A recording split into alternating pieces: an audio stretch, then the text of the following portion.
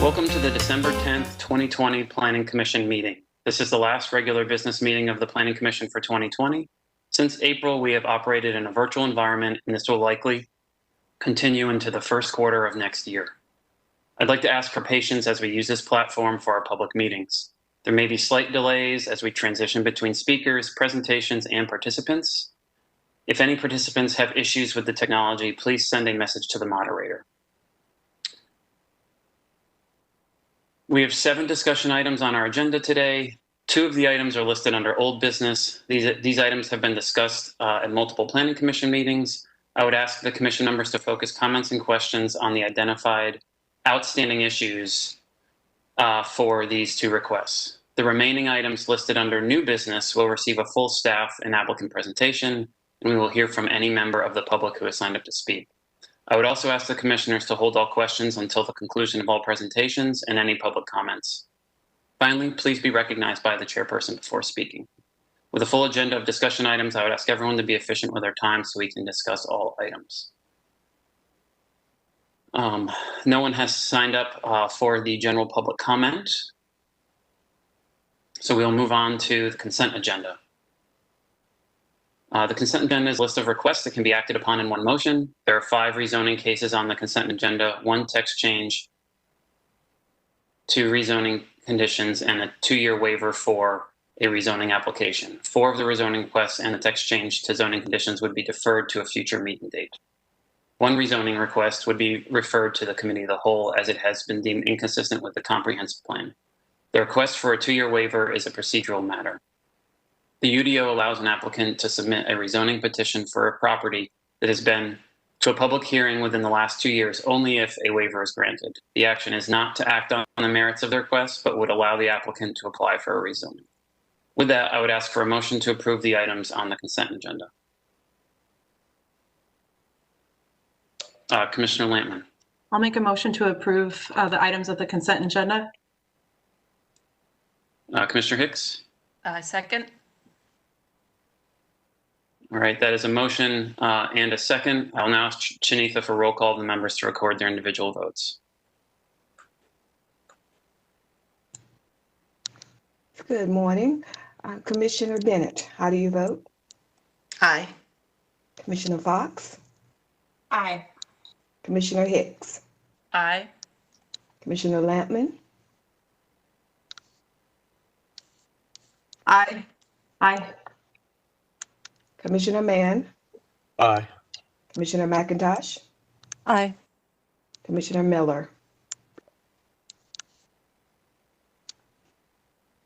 Aye. Commissioner Aye. O'Haver? Thank you. Commissioner O'Haver? Aye.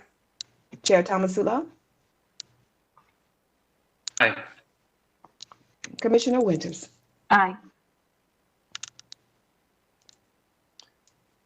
All right. Thank you, everyone. The motion passes unanimously. Now moving on to old business. I will say that today is a little bit of a transition as far as myself and Vice Chair Hicks. I unexpectedly had some business commitments come up. And so Commissioner Hicks has graciously agreed to cover kind of the latter half of the meeting, but I do hope to be here as long as I can this morning. Just wanted everyone to have that context. We will now begin the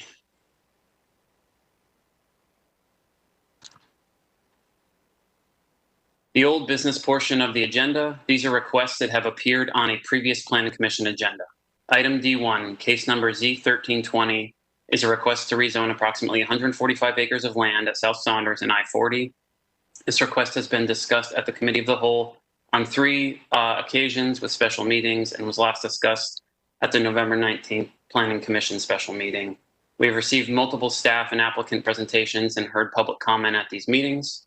At the last meeting, the applicant indicated that revised conditions would be submitted. Staff has received these revised conditions, which include a condition to establish a stormwater fund, a condition to provide affordable housing, and a condition to conduct public meetings to discuss any site plan submittals. Our bylaws provide an opportunity for the applicant and those in favor of speaking 10 minutes to comment, and those in opposition 10 minutes to comment. This opportunity occurred at the last Planning Commission meeting. Additionally, we have heard public comments at multiple special committee of the whole meetings. At our request, staff has provided an updated timeline for review of this rezoning request, which is included in the agenda materials, which you can find on our Planning Commission board docs site. I'd like to, we have had a lot of meetings around this, and we've received a tremendous amount of input around this. I just want to acknowledge that.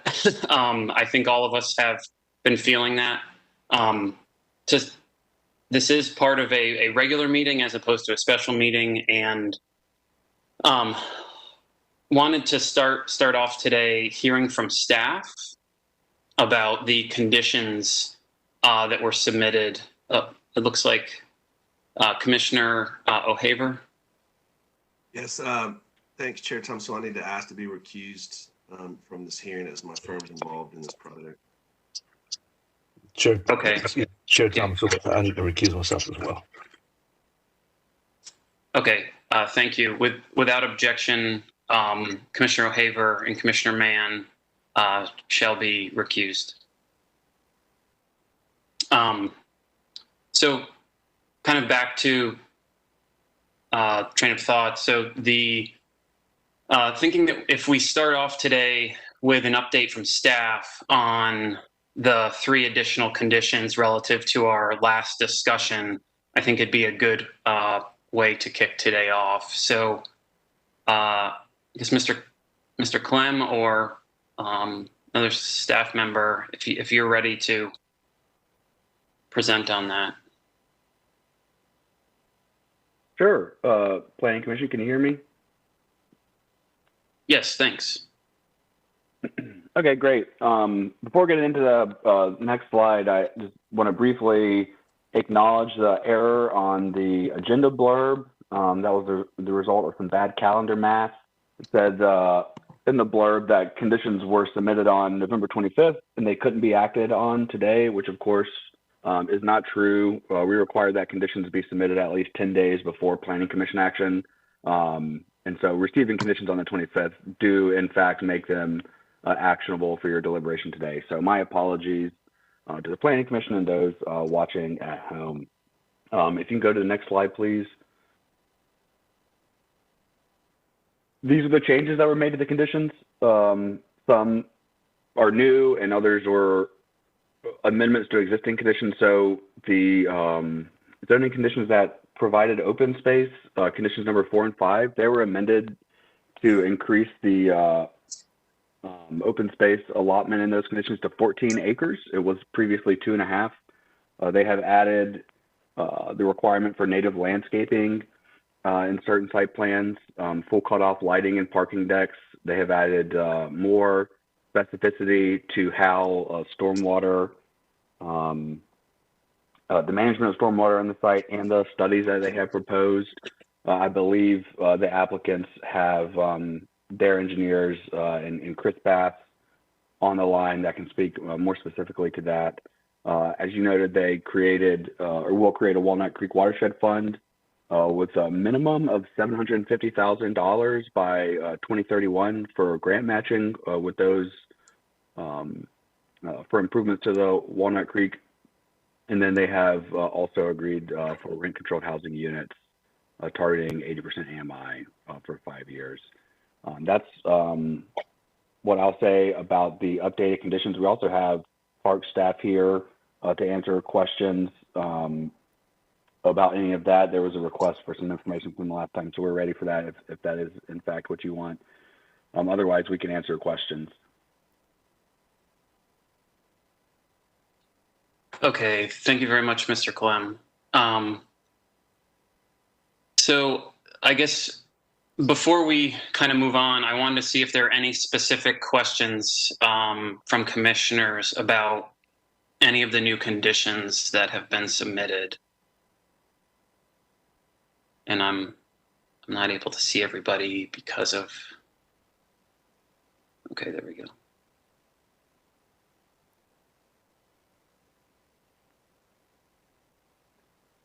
Commissioner Bennett?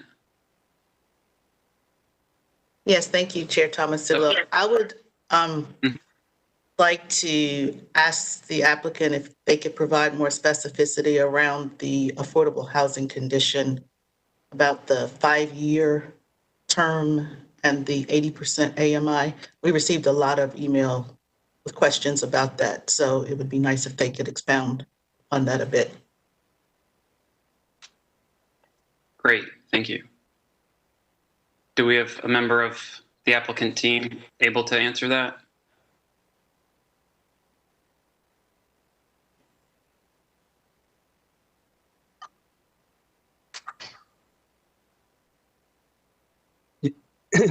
This is Matt. Do you hear me? Yes. Hey, yeah, this is Matt Coughlin on behalf of the applicant. Bonner Gaylord may want to provide a little more context. The way this condition is structured, that once you get to 1,000 residential units, there must be a minimum of 10% affordable. So from that point forward, you know, whether it's 1,000 units, 2,000 units, 3,000 units, there's 10% under the standard of affordable, which, as you noted, is 80% AMI as a maximum. So certainly anticipated that there will be units below 80% AMI with a 5-year term. Again, as you noted, this is sort of the starting point. Obviously, there's been a lot of conversation, and you'll hear about it from the applicant, from Bonner, just shortly after the staff presentation, about the affordable housing plans for this development and the setting up a process that the city council has initiated to have community input on what those standards ought to be, and going deeper with respect to 30% and 60% through the tax increment grant process, which has just been initiated at this point. So again, this arose out of conversations in the community and as a starting point, and it would create a good baseline of a minimum of 10% of the units.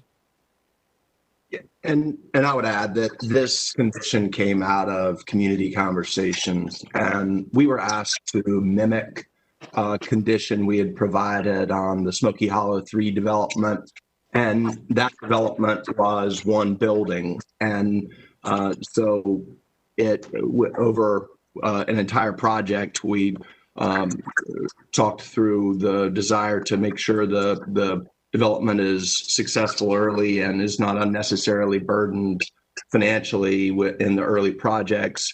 Our projects are about typically 3 to 350 units. So about at the third or fourth project, we will be required to have affordable housing under that 80% AMI for 10 years.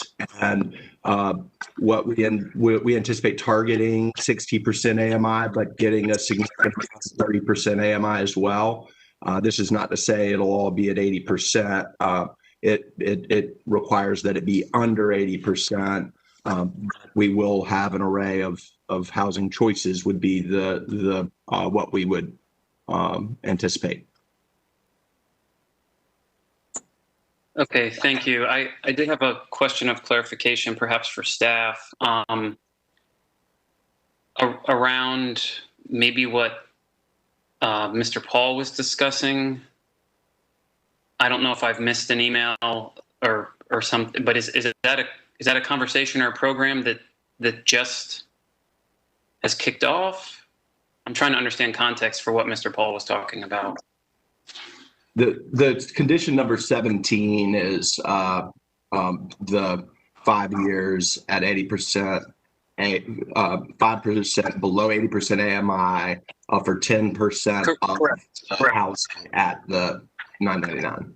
Yes. Yeah, no, this is more, I think Mr. Paul was talking about a program or discussions with the city that this was a part of. Beyond, did I just mishear that? That it sounded like it was a discussion beyond that one condition. Hey, Chair Matt, Thompson, this is Matt Clem. I'm not sure. Maybe we can ask Mac to come back and clarify. I kind of perhaps am missing your question. Yeah, this is Mac.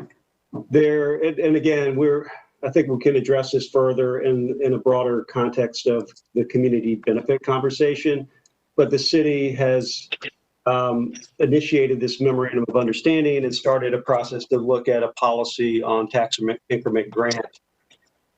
We certainly would anticipate within the items of importance to the community is affordable housing. And so I think since the beginning of this process, we've had a list of items that have been within the confines of the rezoning in addressing issues like stormwater, open space, and now affordable housing.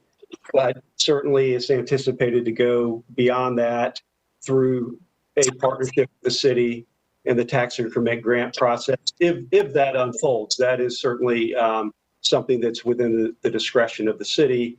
But I think we've seen over the last month and a half that there has been some process initiated by the city, and that will include community input. And again, I think the affordable housing will be a very important part of that process that will build off of this particular condition, which is I think I know a lot of the planning commissioners were present over a year ago when Smoky Hollow, and I think there are two other projects. They were the first projects in the city of Raleigh that partook in a text change that occurred back in May, I believe, of 2019. That was the first time we allowed any conditions on affordable housing. So that's really a new approach in the city. There've been a couple of projects, and this is the third or fourth.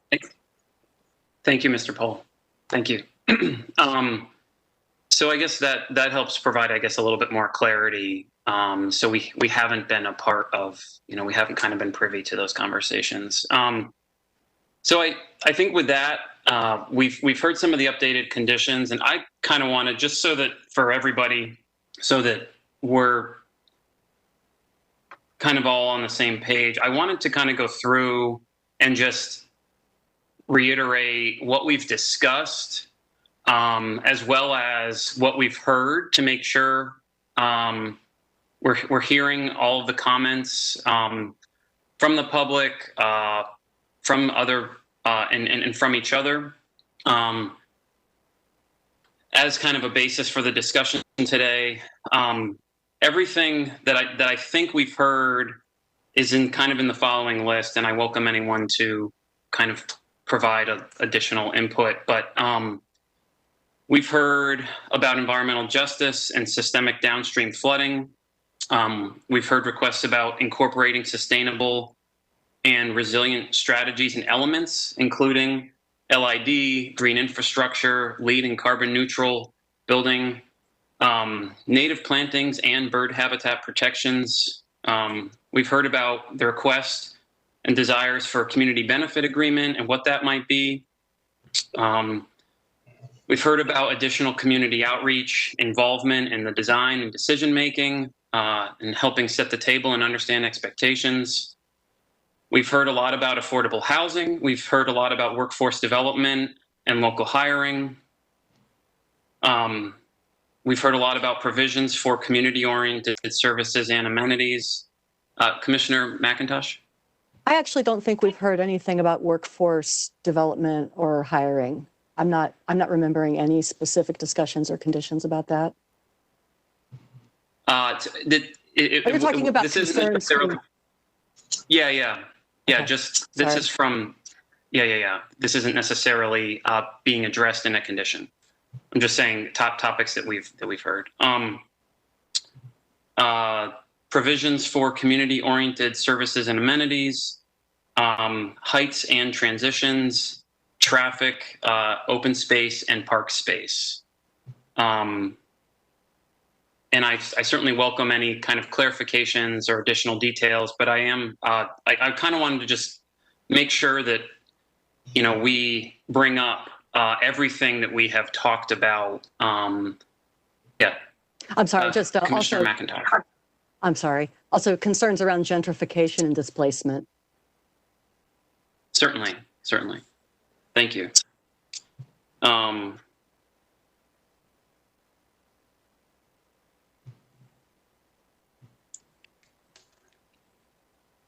Commissioner Hicks? Yes, we also had discussion and feedback from the public about the funding and the use of the TIG. Wanted to add that. Correct.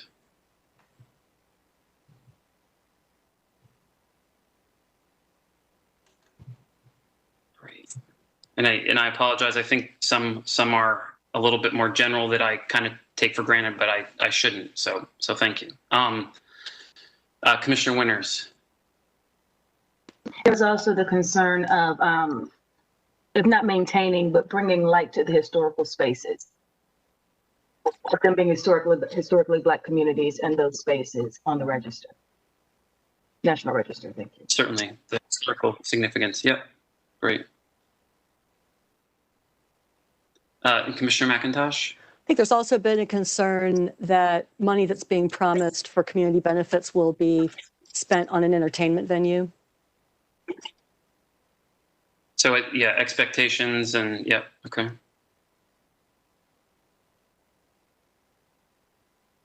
Okay. Well, thank you very much for that. So with the updated conditions and with kind of going back through everything that has been at least discussed, not necessarily addressed, you know, I'll be completely honest. This is not an easy process. We've received a lot of emails from a lot of community members expressing that, and we appreciate that. This is also a regular planning commission meeting. And so we also have the balance of the other cases that we're obligated to hear or to attempt to hear today. What I'd like to do next is, we've had a lot of discussions around this. The last kind of requests have had some conditions presented to them. It's ultimately up to us if we actually want to add additional time on both sides. I think that we can ask specific questions of folks if we want to hear that, but I would actually like to hear from each planning commissioner. Hopefully, like trying to keep it 1 to 2 minutes, but I'd like just an update on kind of folks' thoughts on where we're at. We've committed a lot of time to this, a lot of special meetings, and was just hoping to kind of go around and kind of alphabetically work through where we're at so that we have an idea of how to move forward. So I guess with that, and we can kind of consider this maybe, the context of this actually comes from pre-COVID,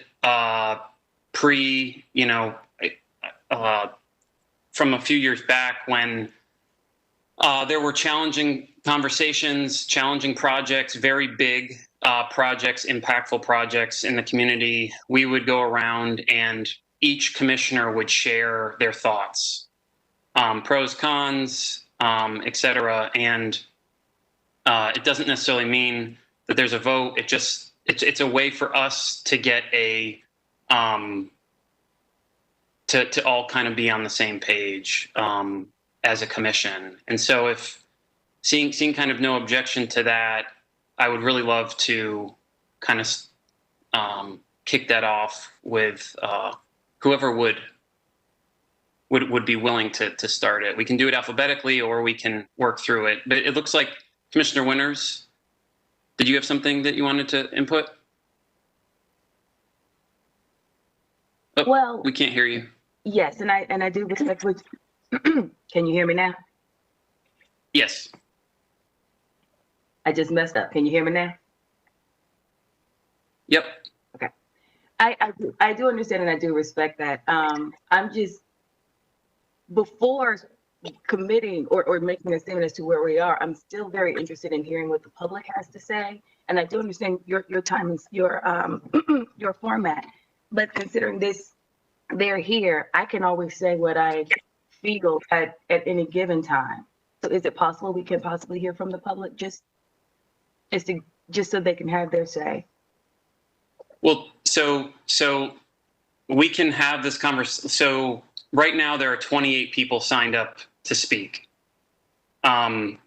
It's my understanding that all of them have spoken at least once. I do not believe that there is a new member of the public. I fully support and hear what you're saying.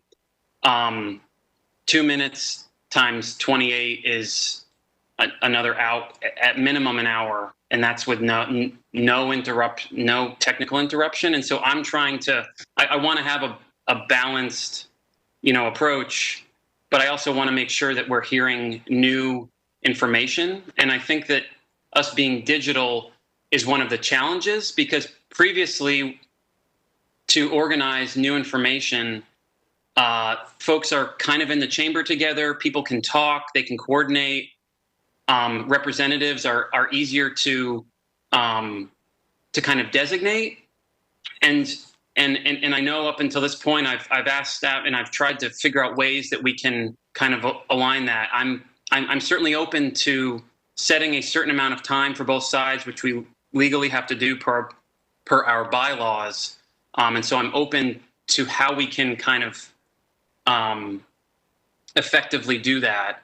But I did just want to kind of give that context that this is different than the special meetings and the committee of the whole, like we've had before. Commissioner Bennett. Thank you.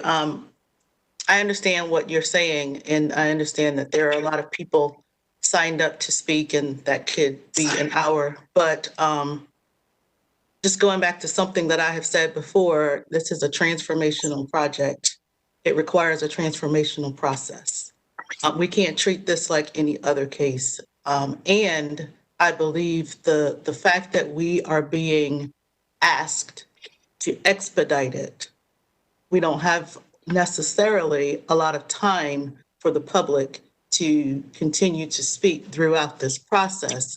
So I think it's only fair that if we're being asked to expedite our process on the largest rezoning in the history of the city, then we need to allow it to play out the way it needs to play out. And no, we're not saying that the other cases aren't as important as this one. They certainly are. And I'm sure they are to the applicants and to the people who are affected by it. But this is the case that we have right now.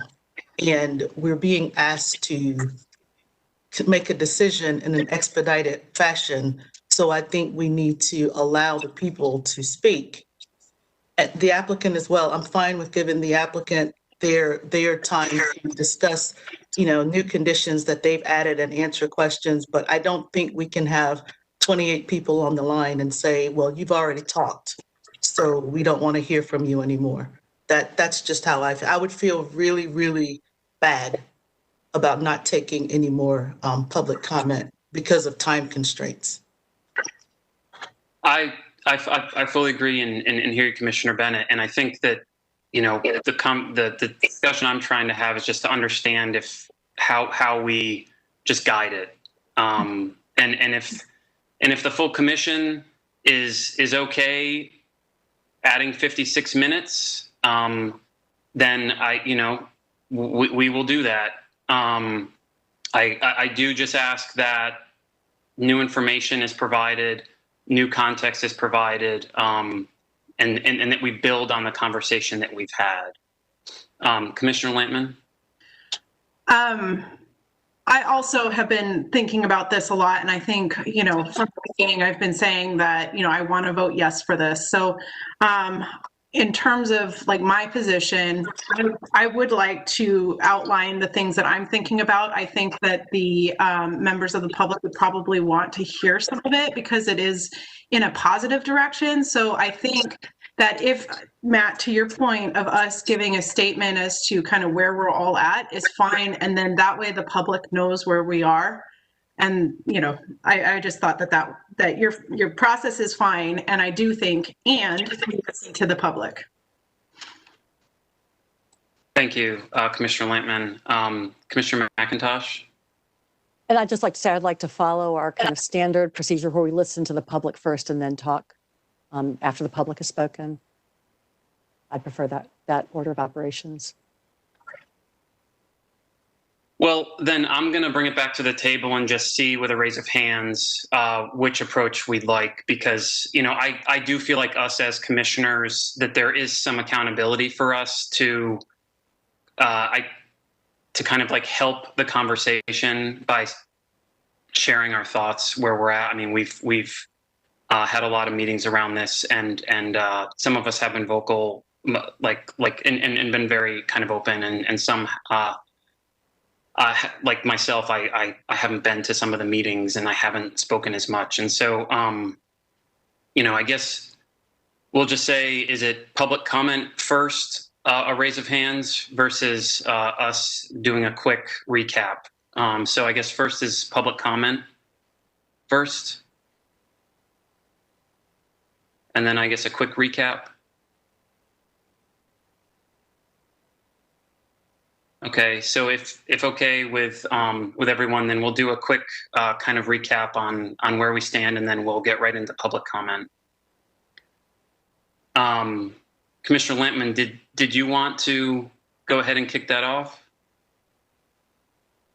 Sorry to put you on the spot. Okay, so and I think trying to kind of keep it to, you know, a minute or minute and a half. We'll have time to discuss afterwards. I think it's just a good basis. Yeah, and I'm kind of nervous about this because I know that some of the things that I have to say are not necessarily in line with the general public, I think, but I do think that they are important to consider in this as well. So some of our sticking points have been addressed by the amended conditions. By my count, the affordable housing, if they just do the basic development, that could mean approximately as little as 111 units of affordable housing up to 290, which would, you know, that's nearly 300 homes available in this area that does provide diversification of housing options. There is the open space commitment, which I thought was good. I understand, and I need clarification on this. Well, two things. I need clarification from the applicant of those basic numbers for affordable housing. And then I would like to hear from PEJ and Chris Bass. I believe that they have signed off on the stormwater conditions, which I thought was a positive. I also think that the applicant has been engaging with PEJ on a regular basis since, you know, a lot of this, I think there are lessons to be learned about the community engagement process. And I do think that that has been done. Regarding the stadium, I do wish we had been better educated on the stadium, but I did receive the study that had been completed that showed that soccer was a thing for everybody. I do know that my generation and younger have played soccer a lot. And what I keep hearing from my research is that there's a substantial demand for soccer, and also just through my work, I happen to know of a city in South Carolina, I can't disclose it, but they are also building a soccer stadium. John Kane has worked on many projects throughout the city, and from what I've seen, he has followed through on things that he's done, but he's also bringing in expertise on this project for things that are, you know, of the larger scale. But also the benefit of having this here, you know, displacement is an issue, but we're also looking at the possibility of breaking up concentrations of poverty. This particular area is also a food desert. And by bringing the grocery to this area, there is that benefit. This is also, I think, forcing the city to balance housing across Raleigh, which provides folks with better access to better schools. I think that the TIG process is innovative, and I think that there are opportunities there where I think we could provide better enhancement for affordable housing. I would not like to see the affordable housing bond be used here because in my mind, that's double dipping. And then also two other last things, balancing out the concentrations of development throughout the city. So that way it alleviates traffic in pockets. For example, it alleviates the, high density in North Hills, but it spreads it out throughout. And then finally, the jobs that are going to be created by this project, and also the opportunities and optimism in light of our current situation and a possible, constraint on our economic situation, and this provides development opportunities. So, thanks. Okay, thank you, Commissioner Lightman. Would someone want to volunteer next? Commissioner McIntosh?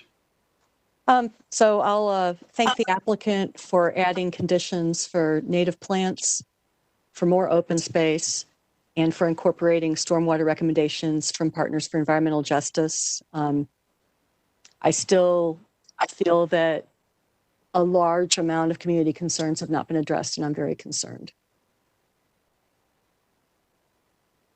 Okay, thank you, Commissioner McIntosh.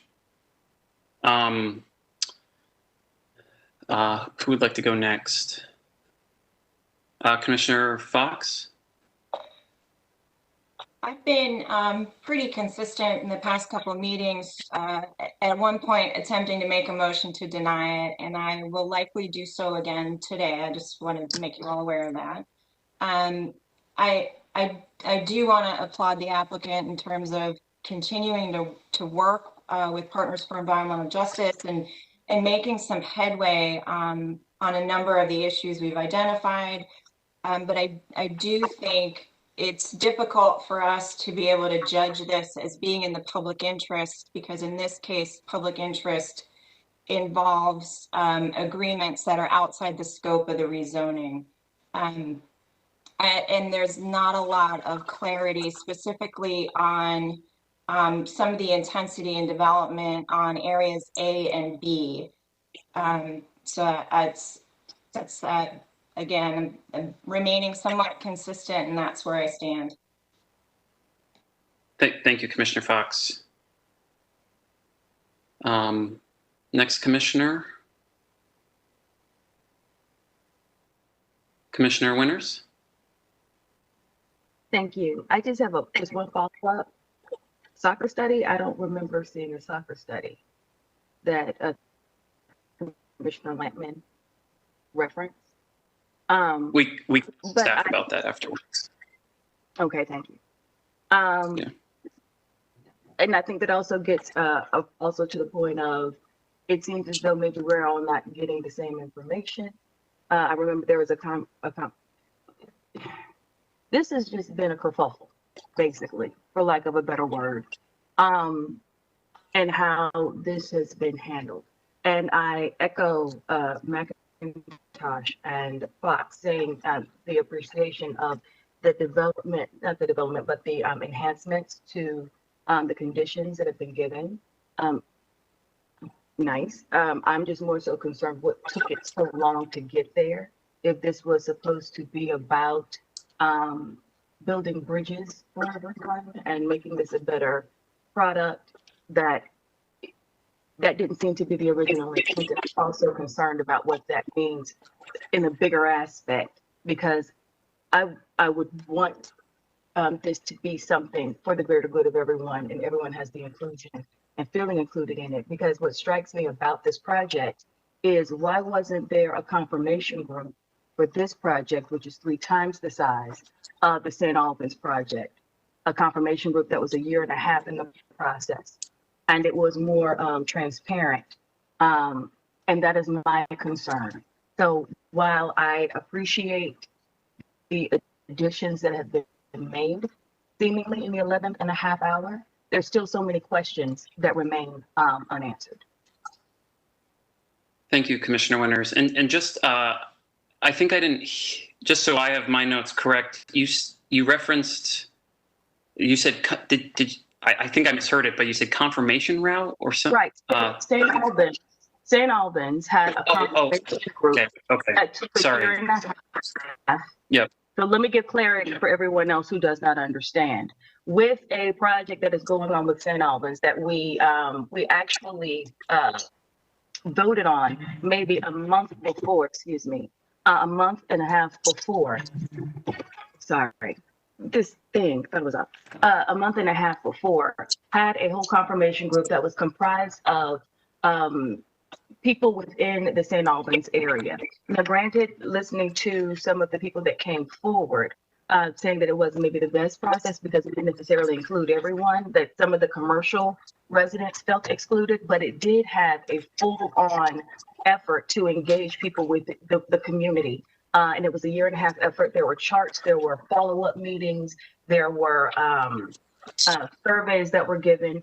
And it's just striking to me that with something with downtown South that is 3 times the size of St. Albans, that is transformative for all of Raleigh, which has so much hindering on this project, why a confirmation group was not given, why it was not formulated.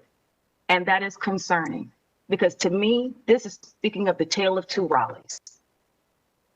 While one is given Thanks. one. Oh, no, I'm done now. Yes, thank you. Yeah. No, sorry. I thought you were done. But thank you for clarifying that. Thank you. And so I think Commissioner Hicks, I saw your hand up. Thank you. I'll try to collect my thoughts here. So I want to start by saying I really appreciate the applicant's effort on the work to conditions that have evolved over the last 6 weeks since the Planning Commission started reviewing this case. They've made vast improvements on stormwater and addressing environmental concerns and environmental justice. I think they've started conversations that will be useful regarding traffic, open space, and park space, heights and transitions. I'm not sure that we're there yet, but the conversation has been started. I think that this case is lacking in addressing affordable housing and equitable development as it relates to employment, housing, access, the use of transportation, etc. And I'm really concerned in particular with the items that are lacking, that words that are being used by the applicant are things like good start and if the process proceeds. Relative to the process, I think that the conditions, the ones that that I feel like have done well, have like, for instance, stormwater and environmental concerns have been really good, but the ones that are lacking they're not specific enough. And there are many conditions that are missing that we've all stated before, including community benefit agreements, conversations with the community participation in setting their goals related to that, affordable housing, workforce development and hiring, honoring the National Registered Spaces and the history of the Black community that this will impact, and expectations around what a sports venue will look like. And I feel like there are additional conditions that are missing, and these items are really outside of what a rezoning case can accommodate. And therefore, this really should have been a planned development. Additionally, I feel like the Planning Commission has, received pressure to move this case along in an extremely expedited manner, which we have tried to honor over the last 6 weeks. But as this application stands now, it's just not fully developed for its size and its impact on the communities around it and the city as a whole. And I feel like at this point, I would not be able to support the case. And I feel that strongly that a vote in favor of this case would be a vote against equitable development for the city of Raleigh, and would be a vote against the principles in the comprehensive plan that we as a city and our council has said we are setting these expectations for growth and development in our city as it relates to equitable development. And so that's where I stand at this point. Thank you. Okay, thank you, Commissioner Hicks. Commissioner Miller or Bennett? Commissioner Bennett?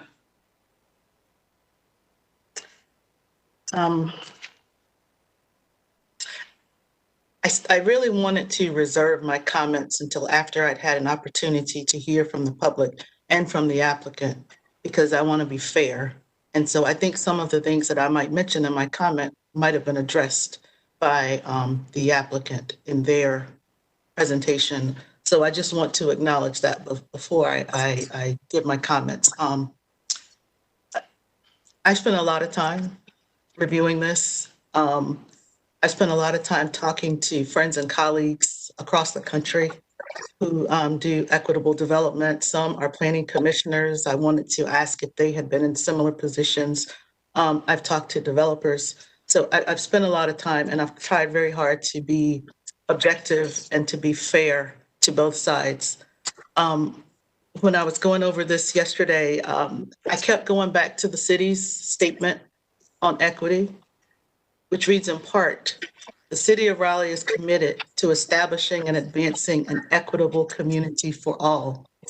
Because we know that race is a primary indicator of a person's outcomes across all social indicators and societal systems, the city of Raleigh will prioritize racial equity to dismantle the policies and systems that have created and sustained these inequities. It ends with Raleigh aspires to be a model for equity in local government. I think that's an admirable statement.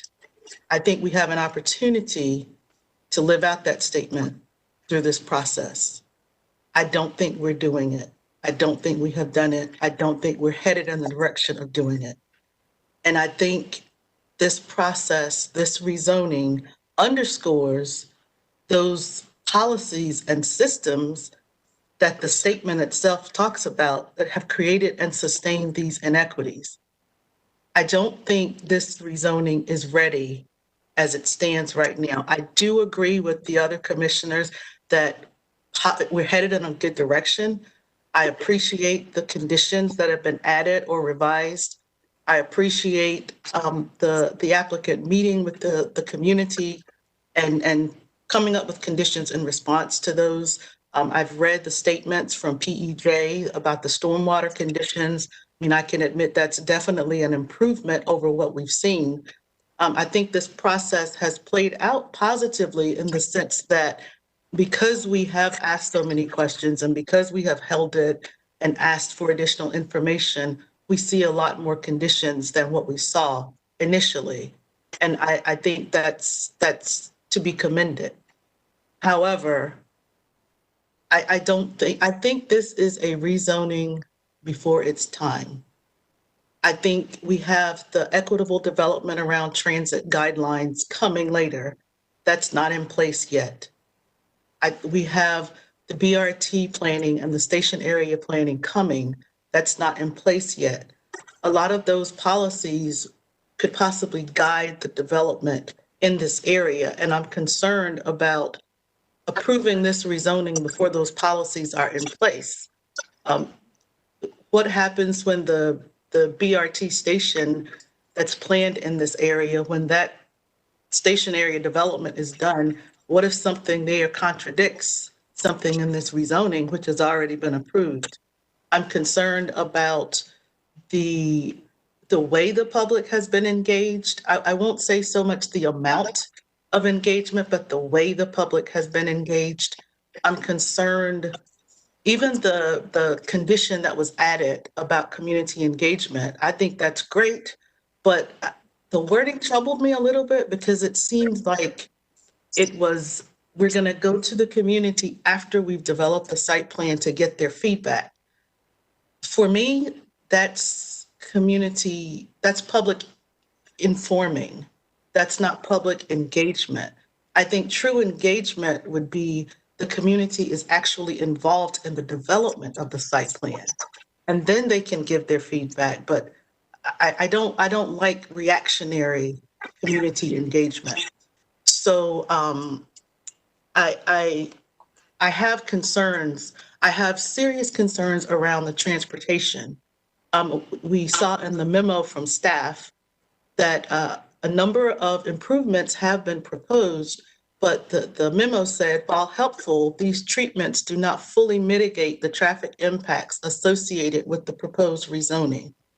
There has also not been any reconciliation for vehicular level of service mitigation versus improving the surrounding transportation system for bicycle, pedestrian, and transit integration. That concerns me because I wonder, what are those traffic impacts? How is that traffic going to spill over into the surrounding areas? What will be the impact at that interchange? That's mentioned several times in the traffic memo, the I-40 interchange there. And so I just feel like this is maybe a really good thing, but it's coming before things are in place to guide the growth to ensure that it is equitable. And I worry that by approving this now, we will be signing off on the potential for disproportionately high and adverse transportation, environmental, economic, and social impacts. And these would be borne primarily by Black communities. That's not how we dismantle the systems that have allowed inequities to exist in our city. And I think this is an opportunity for us to do something different, something transformational, to allow the city to achieve its goal of being a leader in equity in local government. I want us to be on the right side of history on this. And I worry that we're heading down a path that might put us on the wrong side. I want us to do things differently. I want us to be forward thinking and proactive. And I want this to be a model development that we all can be proud of. And I want to remind us of what the city's own words: inequities in our systems and policies are costly and limit positive outcomes and quality of life for all of us. I don't want us to limit positive outcomes for South Raleigh. These lives matter. Black lives matter. And I believe a vote to approve this rezoning at this time is contrary to that fact. And I don't think we want to be on that side of history. Thank you very much, Commissioner Bennett. Commissioner Miller? Thank you. I've been pulling my thoughts together and amending them as other folks spoke. I wanted to thank the other commissioners for their comments. And in terms of the specific conditions included here, I think those have been addressed well and in detail by the other commissioners in their comments, including Commissioners Lampman, Hicks, and Bennett. And I want to keep my comments on new topics and sort of bring it back to a higher level and make sure I'm not redundant with other folks. I've been trying to amend mine. Downtown South, this is clearly a transformational project for the area, but it's not without precedent. We have had several large rezoning projects and plans in the city, and including larger rezoning projects in the history of the city, including Wakefield Plantation, which is about double the size, and Briar Creek, which was nearly 20 times this size. And so I was looking at some of those larger developments that have happened and looking at some of the procedure that occurred at that time. And without a doubt, procedurally, there have been deficiencies in this process here at the Planning Commission level and with respect to timing. When we first heard this project, it seemed like it was going to be expedited and rushed. And so the process was not laid out over the course of the full statutorily allotted time as in an organized way where it could have been. Now we have actually taken the entire statutorily allotted time and held 4 or 5 additional committee and special meetings and met for probably upwards close to 20 hours to discuss this project over the entire deadline period. And but it has been cumbersome, and we've tripped over ourselves quite a bit because we didn't have this planned out from the very beginning on how this process would go. In terms of citizen engagement as well, I feel like that's also been a big challenge with this project and some of the shortcomings. And I appreciate that the council has recently laid out what the process will continue to be next year.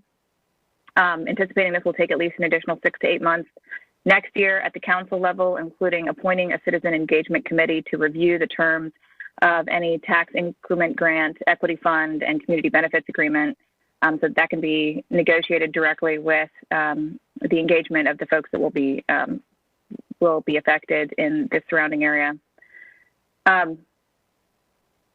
So sort of high level, what I'm thinking about this project, having worked in economic development projects and in economic development policy at the local and statewide level for a long time, one of the biggest challenges for projects is when you're bringing in, usually economic development is focused around, and community development to a large degree too, is focused around sort of bringing jobs. And that's usually corporate relocation or expansion or retention. And the big challenge with helping invest in communities where there have been historical underinvestment and inequities is that when you bring, quote, jobs to that area, those jobs are not reserved for and really suitable for the local residents, which frequently then leads to gentrification and displacement and a lot of in-migration of folks that would take those jobs. And this project in particular with, so that's always a challenge. So, but at the same time, then what do you do to help invest in some of these areas? So this project in particular, when it's really going to be creating, a lot of the jobs that will be created are based on a service economy. The fact that this TIG financing innovative approach is going to take a portion of this new development's tax dollars and reinvest it in public benefit programs, including workforce development and infrastructure development for the surrounding areas, not just for this project. In fact, really trying to find a way to connect those jobs with the local residents and improve the infrastructure for the surrounding existing residents. You know, this is actually, identifying ways to bring in new grocery stores and food deserts and that kind of thing. You know, this project really can be transformational and help a ton of folks in this area. And it has, and I'm in an area that has been historically seen underinvestment. So in general, I am appreciative of this project, but there are also some challenges that Commissioner Fox laid out. A lot of the details of that community benefit are going to be in a third-party agreement that we can't see at this time. And that will be in the process of next year. And in addition, we don't have the details in terms of having a plan development that we could really see, unlike the Briar Creek and Wakefield Plantation, those larger projects that we've seen. So I'm still concerned about those issues and not sure how we can vote on this. While in theory it sounds great, it's going to be governed by agreements and details that we don't see at this time. Okay, thank you, Commissioner Miller. I guess with all that, I'll kind of wrap this portion up, but I do agree with almost everything that everyone, all my fellow commissioners have said. I think the resounding detail here is that a lot of things that have been talked about are great, and the potential of this project does seem positive, but we have, we're missing a lot of information and a lot of commitments and a lot of documents and agreements that help paint, actually set those visions in place. The process has been challenging because I also feel, as a long-term planning commissioner, it really shouldn't be our job to help add and design projects. And I feel like that that so much of this project has been on our shoulders and the community's shoulders. We've added so much to it. It's not our job to design a project. I'm really thankful for a lot of the conditions that we've gotten, and it's our job to look out and to help modestly improve projects, but was really kind of disappointed with the level of intention on this. And honestly, I think some of this comes down to, required versus desired by an applicant or a developer or someone investing in the community. And I really hope that us as a community can create new processes that address larger, more transformational projects like this that do take into consideration a lot of what my fellow commissioners have said and talked about, and that it's desired by the applicants and the project leads for this to happen, and that desire and intention is shown in the process. I think that there are some things that are really encouraging to me that have formalized in the context of this, like One Wake and other community organizations. And I just hope that us as a commission can figure out a way that a project like this at this scale, that we are not subject to a process like this again, and that the city's not subject to a process like this again.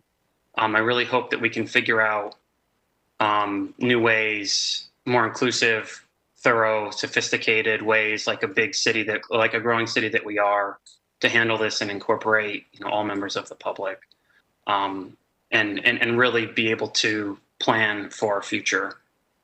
It's kind of higher level, but a lot of my other commissioners had a lot of good details around it. I do appreciate the work that the applicant's doing. I really appreciate the comments and feedback that the community is also taking part in. With that, turning it over to Ray with public input. So we will, expecting that we may not use all of it, but without objection, I'm going to add 26 minutes to both sides. We have 13 people who confirmed, at least, I guess, that they wanted to speak on either side. So a total of 26 minutes.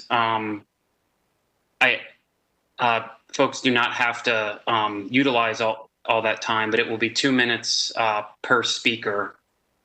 And then if Ray has anyone else who is added to the list that he just sent me, then we can add additional time. Commissioner McIntosh?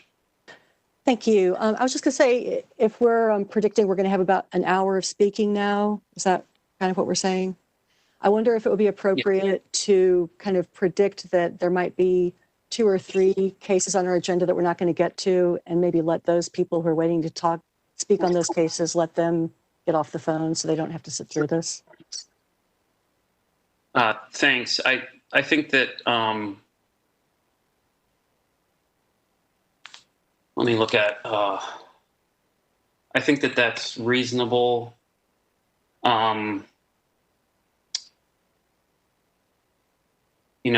It could go shorter, but I agree. I don't think that, I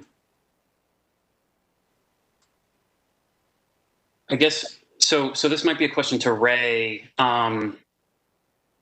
Ray, do we have individuals, like applicants and or members of the public, signed up to speak for Z45 or Z46? We don't have anybody signed up for Z46, but we do for Z45. Okay. And I guess remind me, this is more so, I just don't want to put undue burden on you.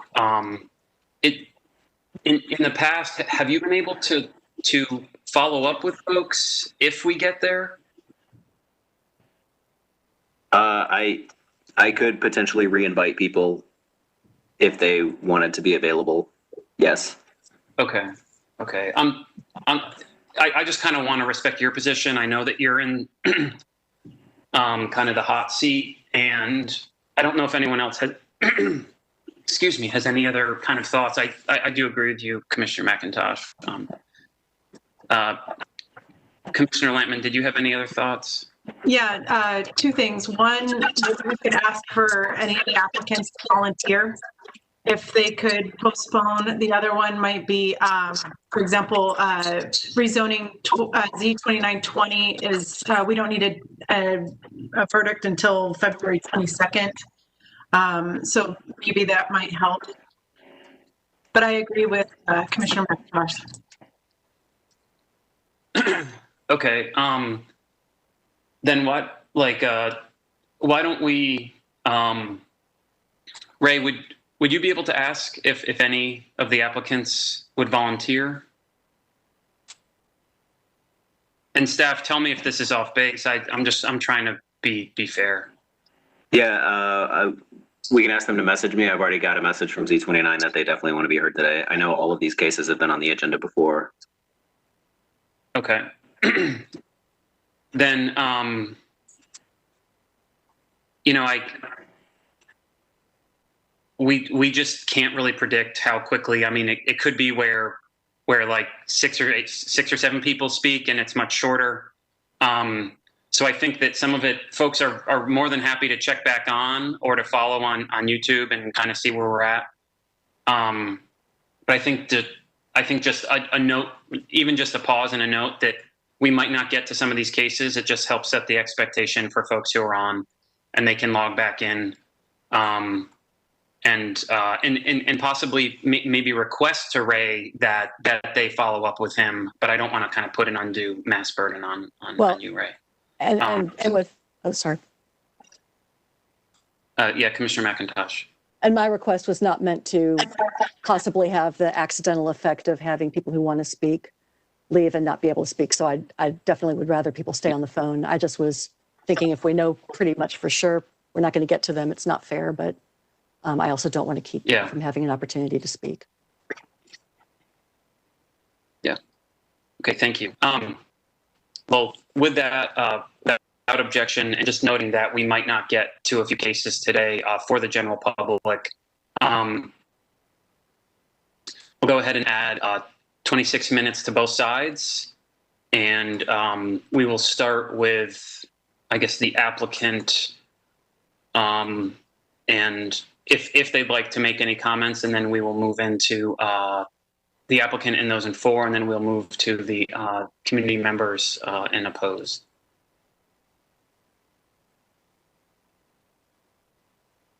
Yes, this is Bonner Gaylord with the applicant team. And thank you all for your time today. I'm going to go through some just a quick introduction, and then I'll let Mac Paul speak about some of the conditions that we've offered in more detail, and then we'd like to have some partners on our team speak and address some of the components that have been brought up today. So one, just a quick comment about the process first. I think we all can acknowledge this has been an arduous process, and there's been a persistent, what I would call a healthy tension that has helped us work towards these conditions. And as you all know, you all play a critical role in the engagement throughout the city and bringing together the community voices. And in my experience over many years on the council and on the planning commission and before this body, this is typically the way things work out, where when the community is brought together in a venue such as this to work out the details of these conditions, then good things happen. And just to reference the history of the project, we had always kind of questioned where the name Downtown South had bubbled up from, and we looked back and in fact found that the name Downtown South was coined for this site back in 2008 by our former planning commission, our planning director, Mitchell Silver. And in fact, he placed a entertainment and sports complex on the exact site that we have one planned. So interestingly, the city has been planning towards Downtown South as a development on the site with an entertainment and sports venue since 2008. And so while that process has had a healthy tension, it has led us to a lot of outcomes that are very positive. The conditions have limited the uses. They've limited densities and traffic impacts. They've limited heights. They've added open space and protected the environment. They've protected habitat for our natural fauna and flora. They have required green stormwater infrastructure. They've addressed stormwater infrastructure with quality and quantity. They've addressed open space and how to deliver environmental equity over time through a stormwater fund that will generate up to $2.5 million in funds over the next 15 to 30 years for utilization within the corridor. They've added engagement and transparency with the community at the request of the community. And they've added affordable housing as well at the request of this body and this community. And so while I know there's much wanting of the process, and I wholeheartedly agree, I think we have come to a much better spot. And lastly, I'd like to comment on the people. And I just want to express my gratitude for you all as Planning Commission members, for all the members of the community who weigh in and give their feedback on this case and other cases. And in my experience, while there can be that healthy tension, the folks who are involved are genuinely good people who have a heart for others and a heart for service and want to do well for their community and want others to thrive and want others to succeed. And what I've also found is that heart of service often comes from experiencing and witnessing suffering. And regardless of whether that's your case, it's important that we care for our loved ones and our neighbors in our community. And that heart that drives the folks in this process is so important for our city to continue to be what we know it can be and that truly cares for one another. So with that being said, I'd like to ask Mac to go through our conditions in greater detail. And then I'll jump back on and introduce some community partners who are going to speak as well. Matt? Hey, thanks, Bonner. If you could go to the next slide, please. Following, thanks. And I know that we've already touched on some of these due to your questions. So I'm just going to zero in on anything that's new that has not been mentioned, just so you might have some further follow-up on that. I think we've covered this pretty well. The open space and habitat largely came out of the conversation at the last Planning Commission meeting through comments by Audubon as well as Michelle McIntosh.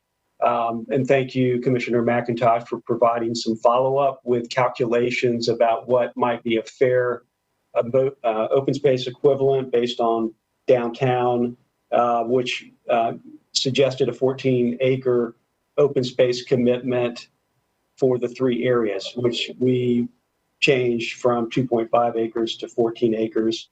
And then the adaptive plants and native plants comes from a LEED standard definition. So that's where that came from. And then, I think it's not unusual to see the light full cutoff lights, but it was expanded. This is, trying to reduce that nighttime glare that can have impacts on habitats as well. So not just parking lots, but also street lights and parking decks. Next one, please. This, obviously has been a major focus given the legacy of flooding and water quality and quantity, particularly in Biltmore Hills and Rochester Heights, and the fact that there have been community groups meeting and working on these issues for a number of years. Even though the city's policies may not necessarily have flagged this, there was obviously a lot going on, a lot of concern, and then a lot of conversation and work that came out of that. The main things that changed from the last meeting, you may remember there were three components in the letter that Partners for Environmental Justice originally sent. One was a downstream study, one was dealing with quantity, and one was dealing with quality. We had some edits to the downstream study condition, and we added a regulatory component at the end, which talks about having to undertake some mitigation if there was an increase of more than 0.04 feet between pre-development and post-development. So that was the main change that occurred to the downstream analysis. The quantity condition was pretty much the same, but we continued to have conversations with Partners for Environmental Justice, and out of that came a good innovative idea for dealing with the quantity by breaking up the areas A, B, and C, recognizing that areas A and B don't have any development currently. So we were able to achieve that forested condition that had been originally suggested. And then area C having a 10% decrease over existing conditions. So that helped kind of recognize the fact that there's already some development on area C, which presented some challenges for the forested condition, but still largely achieved the goal on quantity, peak flow quantity. The major item that came out of it, as you heard, was the Stormwater Management Fund, which was originally a way of getting at the quantity issue because we were kind of running into some challenges and then subsequently came up with a good approach on it, but remained committed to this concept of creating a fund. And we would anticipate somewhere between 15 and 20 projects over the course of this. Those projects would be site plans for like a multifamily building or an office building or even a park area that has structures in it. And so based on the 150,000 contribution, I think it will be easily achieved ultimately of reaching 2.5 million, which is the maximum in that fund. And it really creates a partnership so that the parties who have a vested interest in Walnut Creek improving will work together on leveraging these funds for grants that could go to a number of different stormwater mitigation projects, both on-site or downstream within that basin. So we're really pleased in working with the staff that we could do this through a zoning condition. You may remember originally we were trying to approach it as a separate agreement, but I think by putting it in the condition, it certainly provides certainty for all those involved and also helps achieve the stormwater goals in the comprehensive plan. And then I mentioned obviously answering questions from Commissioner Bennett previously about affordable housing. We can provide more information about that. Was added out of a number of conversations going on in the community. So with that, I'll turn it back over to Bonner.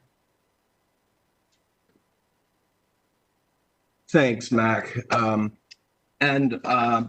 So as you've heard, we have added a number of conditions. And just quickly to go through a few slides, if we can advance, here's some images of the GSI practices and the stormwater conditions which we've added. Next slide. Of course, public art and greenways being a huge benefit of this development. Next slide. Affordable and mixed income housing as an additional benefit. Next slide.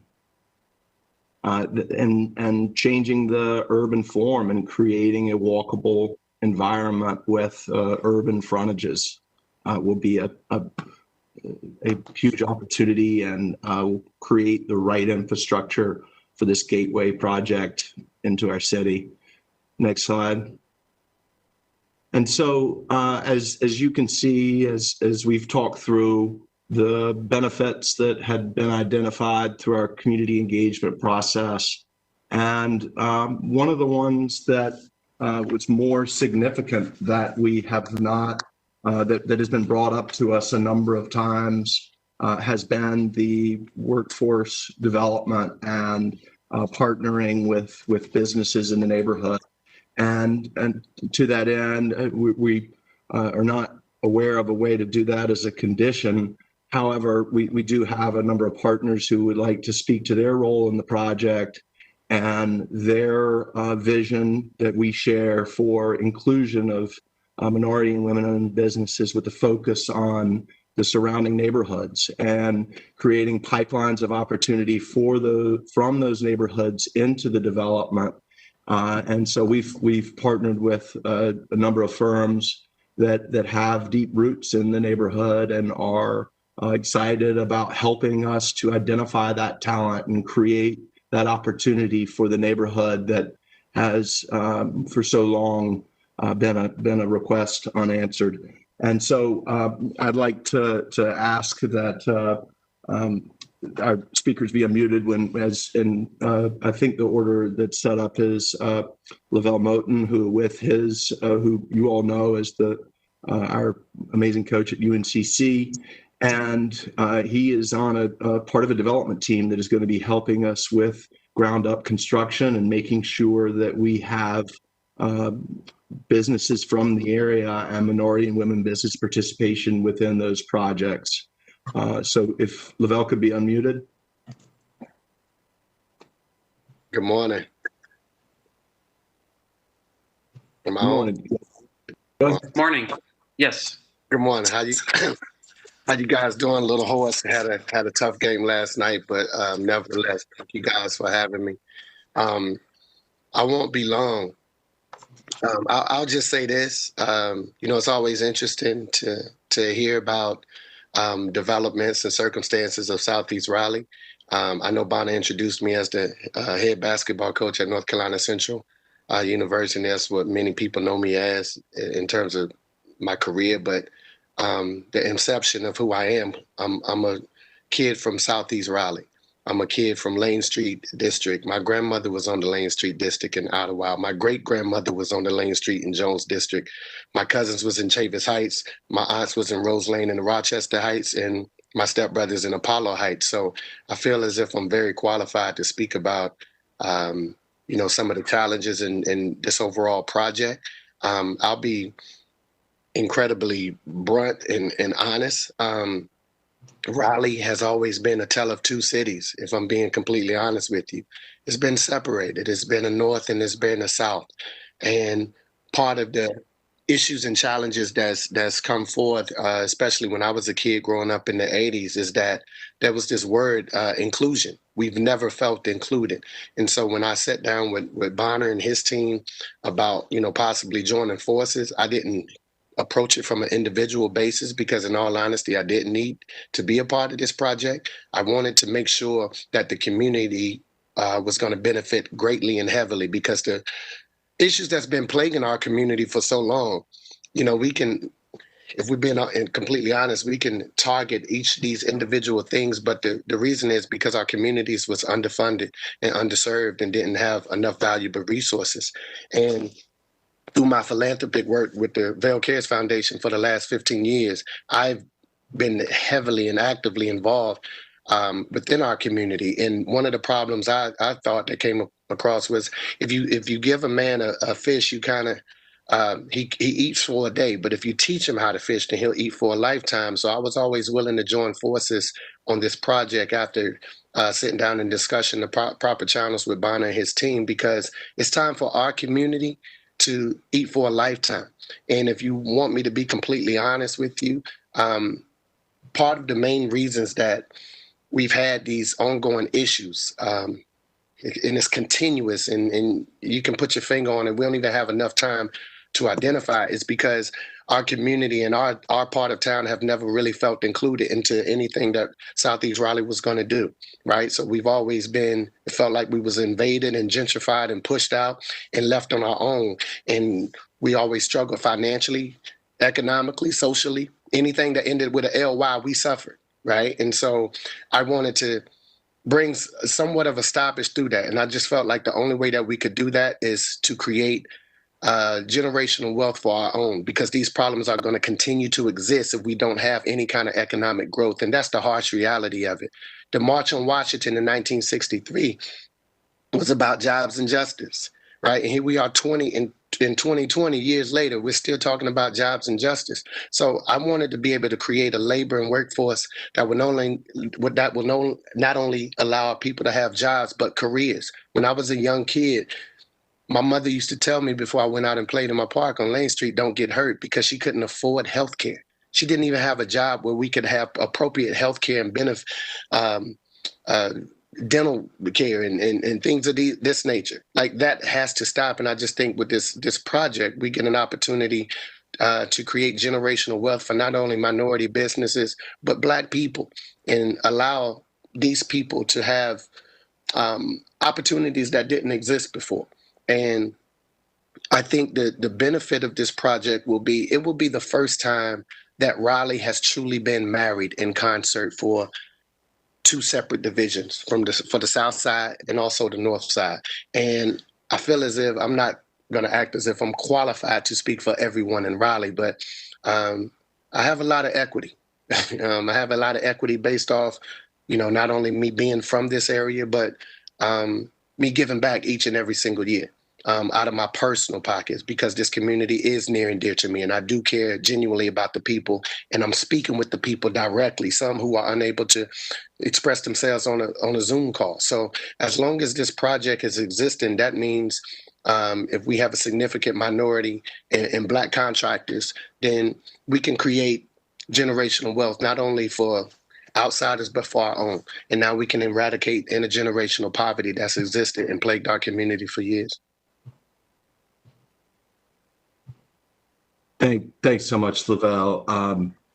That's very well said. And next, we have James Montague, who's going to be helping us with our rehabilitation projects on Downtown South. So James Montague could be unmuted. Okay. Thank you all for the opportunity to speak with you this morning. I'm going to keep my comments brief out of respect for your time. Just want to talk a little bit about some of our experience and what we're doing and what we've been allowed to do as a partner in this project. We're actually in the process of surveying the existing buildings and looking at what's possible for the site in the near future. Some of the things I want to kind of throw out there are, there's a great opportunity for senior affordable housing on this site. We actually built and developed a senior housing community about 15 years ago. We've got a 2 to 3 year waiting list. So anytime I see an opportunity for seniors to be a part of a project, I'm very excited about it. And I think, if the TIG financially lines up, that would be an opportunity to leverage those funds to submit for low-income housing tax credits to make affordable housing on this project, because it's so badly needed that we have to do something. And I think that this could be a good start to working towards that goal. Another thing I want to add is that we've engaged 2 to 3 youth organizations that focus on, job training. A lot of times, when I hear calls like this, I don't hear anyone speaking about how this is going to affect the youth and people that are going to be a part of this project in the next 15 to 20 years. So, I think that, working with KCSSU and Justice Serve, those organizations deal directly with the youth that are, forgotten about. And the youth being able to see this project from the ground up, from its inception until it, opens up, would be greatly beneficial to them. So I'm excited about, the potential for this project. And I, hope that, maybe we'll be able to change some minds and work towards trying to push this project forward. So with that, that's all I have to say. Thank you. Thanks so much, James. And Lavelle actually had mentioned he'd like to speak for one more minute. So if Lavelle could be unmuted, please. Can you guys hear me? Yes. Okay, I'm sorry. And it was one thing I left out because I wanted to be brief, because I honestly hate Zoom calls. I don't know how y'all do this all day, because I got so much to do. But one thing that I'm ultimately concerned about is the youth. Through all my philanthropic contributions to the community, it's focused on the youth, because I feel like I'm giving back to a young version of myself, and I understood the struggles and challenges. I read a statistic years ago that said if a kid is born into poverty, then his family is liable to spend 3 generations within poverty. And that stat and that statistic just took over me. So what I've done, I'm in the process of creating a STEAM center, a science, technology, engineering, arts, math, and music center. And the reason I want to do it is because I want to eradicate intergenerational poverty. And I want these kids to understand that they can do something more than shoot a basketball, run a football, or have a rap career. I can't blame them because that's what I wanted to do. And the reason I wanted to do it is that's all I was exposed to, right? So now I've been in conversations with many Fortune 500 companies in RTP, because the reality is RTP is becoming the new Silicon Valley of the South. And I wanted to create a pipeline from Southeast Raleigh to RTP where our young men and our young women could have a familiarity with these businesses. And by the time they're 15 or 16, have internships. And now they can go to college. And once they graduate college, they're guaranteed a job. And now by the time they're guaranteed a job, they can be promoted into managerial positions by the time they're 25 and 26. And now they can create generational wealth for their families in the same capacity that this basketball, this football, or this rap career would have done. This is a project and this is a partnership that would kind of amplify that and kind of get that ball rolling, right? Because the main component of generational wealth in this country was always home ownership. And where I'm from, we didn't have home ownership. Everyone in those 400 apartments that I lived in, we were all renting. And now with this gentrification, when it's come in, we didn't have the opportunity to own our home. So we wasn't allowed to pass equity from these homes down from generation to generation to generation. And so we've been left behind and we've been behind the 8 ball. And so hopefully my vision can align with this project and amplify opportunities for the youth just to grow up and allow something to be envisioned better within those minds, because I was that kid and I've been extremely blessed and I'm thankful because I was the 1%. But the reality is there's another 99% out there that's going to need so much help. And where I was from, 6 kids went to college in 40 years, 6, and 2 was from under my mother's roof. And so I think the only way to stop this is to join and align forces with a project as major as this and create developmental opportunities for minority families, specifically Black families. Thanks, Lavelle. Last, I'd like to ask Bridget, while Lennon be unmuted, she will be helping put together our Minority and Women Business Participation Program and then implementing that program. Good morning. Thank you, Bonner. Good morning to the planning commissioners and staff. I'd just like to provide some insight regarding our initiative around minority and women business development. Would just like to say I have 30 years in terms of minority business development, was instrumental in setting up the state of North Carolina's Office for Historic Underutilized Businesses, and have worked very hard around the state promoting minority and women business development. Have worked very closely with the individuals with the city of Raleigh's Minority and Women Business Small Program. And so for this particular project, I have been brought on board to supplement community engagement for the development team around making sure that it's a two-way street in terms of receiving information from the community as well as relaying information back to the community. So specifically around the Minority and Business Development Program, I am engaged and I proposed 3 different phases for this scope of work, one of which was developing the actual MWBE program plan. And if I'm a subject matter expert in anything, it is having cut my teeth on having developed minority and women business programs from conception to fruition. And so in that regard, we will put together a MWBE program plan that looks at first-tier contracting as well as second-tier contracting, looks at everything from encouraging and making sure that minority and women business firms have an opportunity.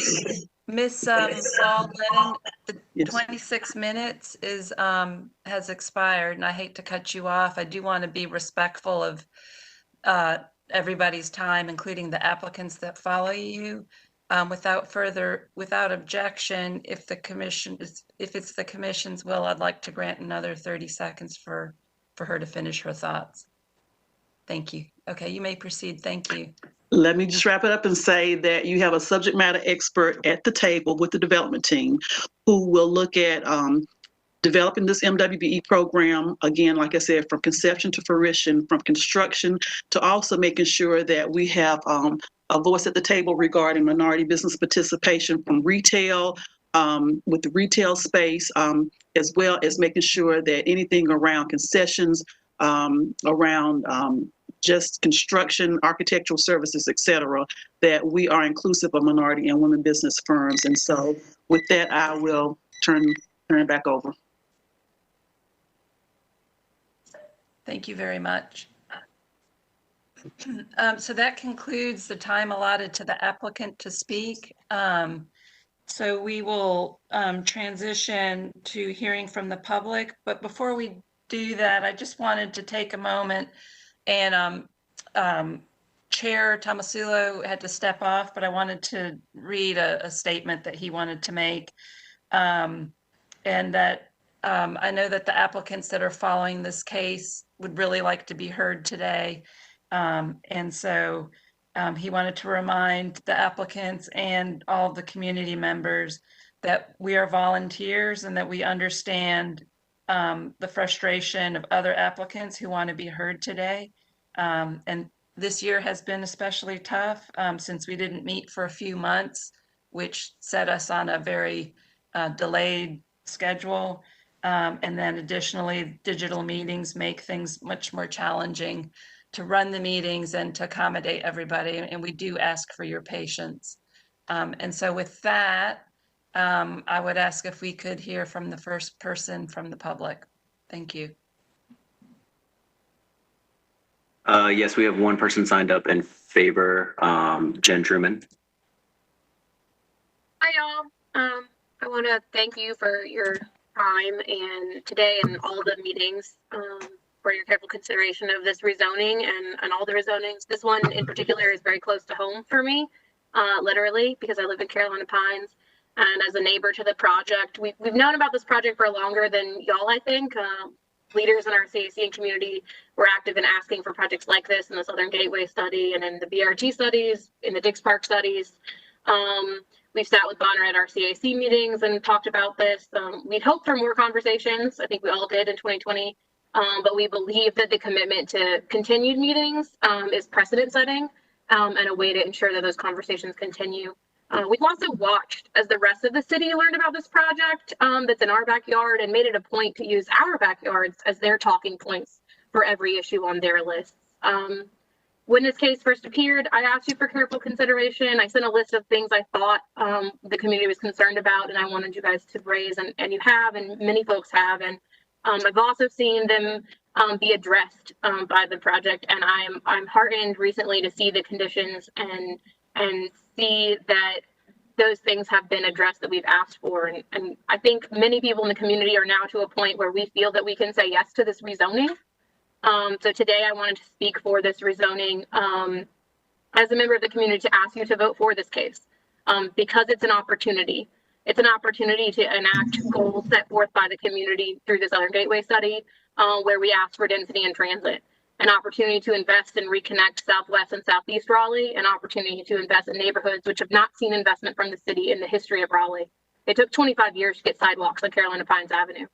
This project's an opportunity for us as neighbors and community members to work together if you give us the chance to do that by voting in support of the rezoning, because we're going to continue to show up and we're going to continue to ask for the things that we think are important. Thanks. Thank you for your comments. All right, the first speaker in opposition is Barbara Smalley McMahon. Good morning. Good morning. We hear you. Can you hear me? Yep. Yes. I'm going to read a response. The fact that our nation bore witness to hearing George Floyd plead for air to breathe during the 8 minutes and 46 seconds it took police officers to murder him this past summer was an unconscionable miscarriage of justice. The good that came out of that was that it awakened our nation's better angels. I'm here today following in the footsteps of Mayor Baldwin. along with 26 other U.S. mayors. She was quoted in the Washington Post this summer, urging Washington to dismantle housing inequities rooted in the supremacy of white wealth and power. Likewise, I urge you this morning to implore council members to do the same by supporting the outcome of a Wake County Housing Justice Coalition poll in which 80% of more than 100 participants, the majority being from Southeast Raleigh, voted in favor of truly affordable housing at 30% AMI. The statement posted on the Planning Commission's website also followed the murder of George Floyd and calls on the Commission to craft a recommendation to City Council to review and assess Raleigh's comprehensive plan, which would ensure that policies do not disproportionately affect communities of color. Kane's downtown project threatens to do just that unless the Commission, City Council, and the impacted community in particular are given the time and tools to assess Kane's plan. Without a community benefits agreement, the lack of equity and inclusion in housing caused by the Downtown South project will not only displace many Black families, it will also dissipate the power of the Black vote in downtown Raleigh. In Thank you, doing Ms. so, Smalley it will McMahon. disenfranchise Black voters for Ms. Smalley generations to McMahon, come. can you hear me? I'm sorry, ma'am, but your time is up and we really need to stick to the time that's allotted. Otherwise, we aren't going to be able to get through these cases. We really appreciate your comments. They're extremely important. And I would ask that if you haven't already emailed those to us, that you send them to the commission so that we can read them. Thank you.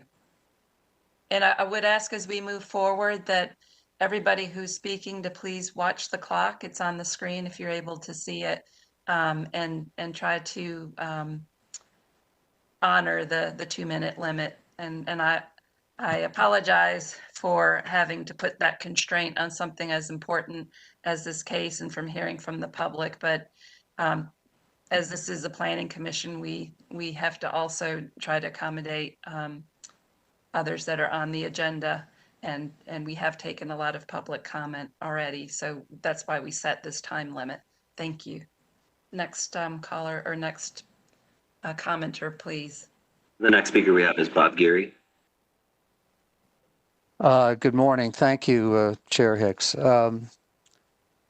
I'll try to be brief. I think Lavelle Moten and James Montague just made the case better than I ever could for completing a community benefits agreement before the rezoning case is taken up. Seniors housing, youth programs, minority business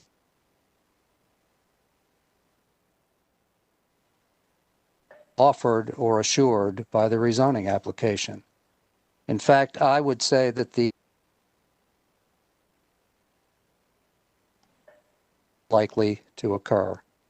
I think Commissioner Bennett is right that this is a reason.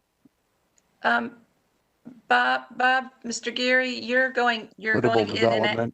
Mr. Geary, your comments are going in and out. Oh, I'm sorry. That's okay. I could not understand what you were saying, so I'm going to ask if you could start over and we'll reset the clock.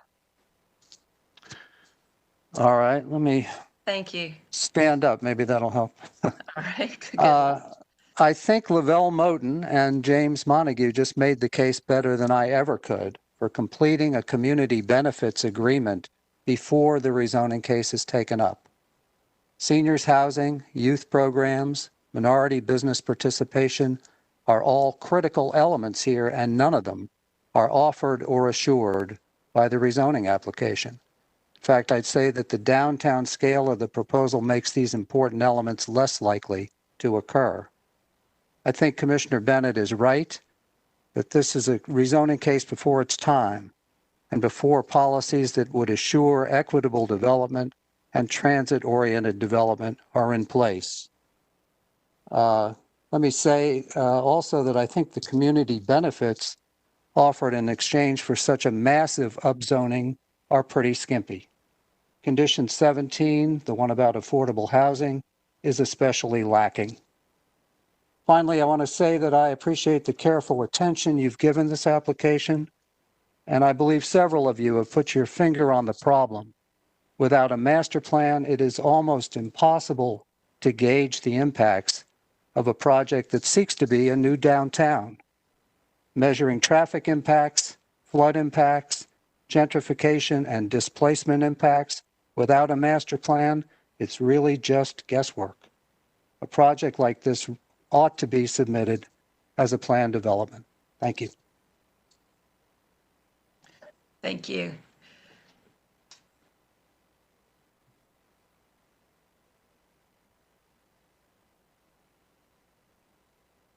All right, our next speaker is Christina Jones. She had to step away and asked that I read her comments into the record. They're very brief. Downtown South, quoting her, Downtown South is a large project that needs community input. Our main avenue for public input was disbanded in February, but I have seen multiple groups that take the lead and host informative meetings on the impact of this project. Please allow us at least the allotted time to continue these important conversations. A 145-acre rezoning cannot be fully discussed and voted on by council at their 12:15 meeting. Community input has helped put the current conditions in place, so just imagine how great this project will be if we continue those conversations. Thank you all for your continued guidance in building a better Raleigh. All right, and then the next speaker that I have signed up is Donna Bailey. Hi, can you hear me? Okay. Hi. First of all, I really want to thank you all for taking the time to listen, your efforts to hear all the concerns regarding this massive project. I want to talk a little bit about the process because we need you now more than ever to vet all the issues and make sure that conditions for this project will benefit the community before any rezonings. And as you know, these are things that used to take place at the CAC level when cases came to the Planning Commission. They pretty much had already been vetted by the community and came to you with conditions that made many projects a win-win. Unfortunately, since community engagement was eliminated as a requirement from City Council, that now falls on you to be doing a job that you really didn't have to do much before. It's really unfortunate that the City Council chose to eliminate the traditional forum for debating rezonings. CACs were the perfect place for increased citizen engagement and was an incentive for developers to compromise and come to a win-win solution. Adding some of the, I want to pick up on what Bob Geary said about adding 5 years of affordable housing at 80% is not helpful to our city at all. And that, I believe that's really an insult about that amount of affordable housing in a project this large. Having worked with rezonings for many years, we know that any meaningful conditions have to happen before the rezoning process. There is nothing that will hold a developer accountable after the rezoning is granted. Please make sure the conditions for this massive project are part of the rezoning. Stay strong. There's no reason to rush this project. Thank you for your time. Thank you, Ms. Bailey. The next speaker is Hua Wang. Hi, can you hear me? Yes. Okay.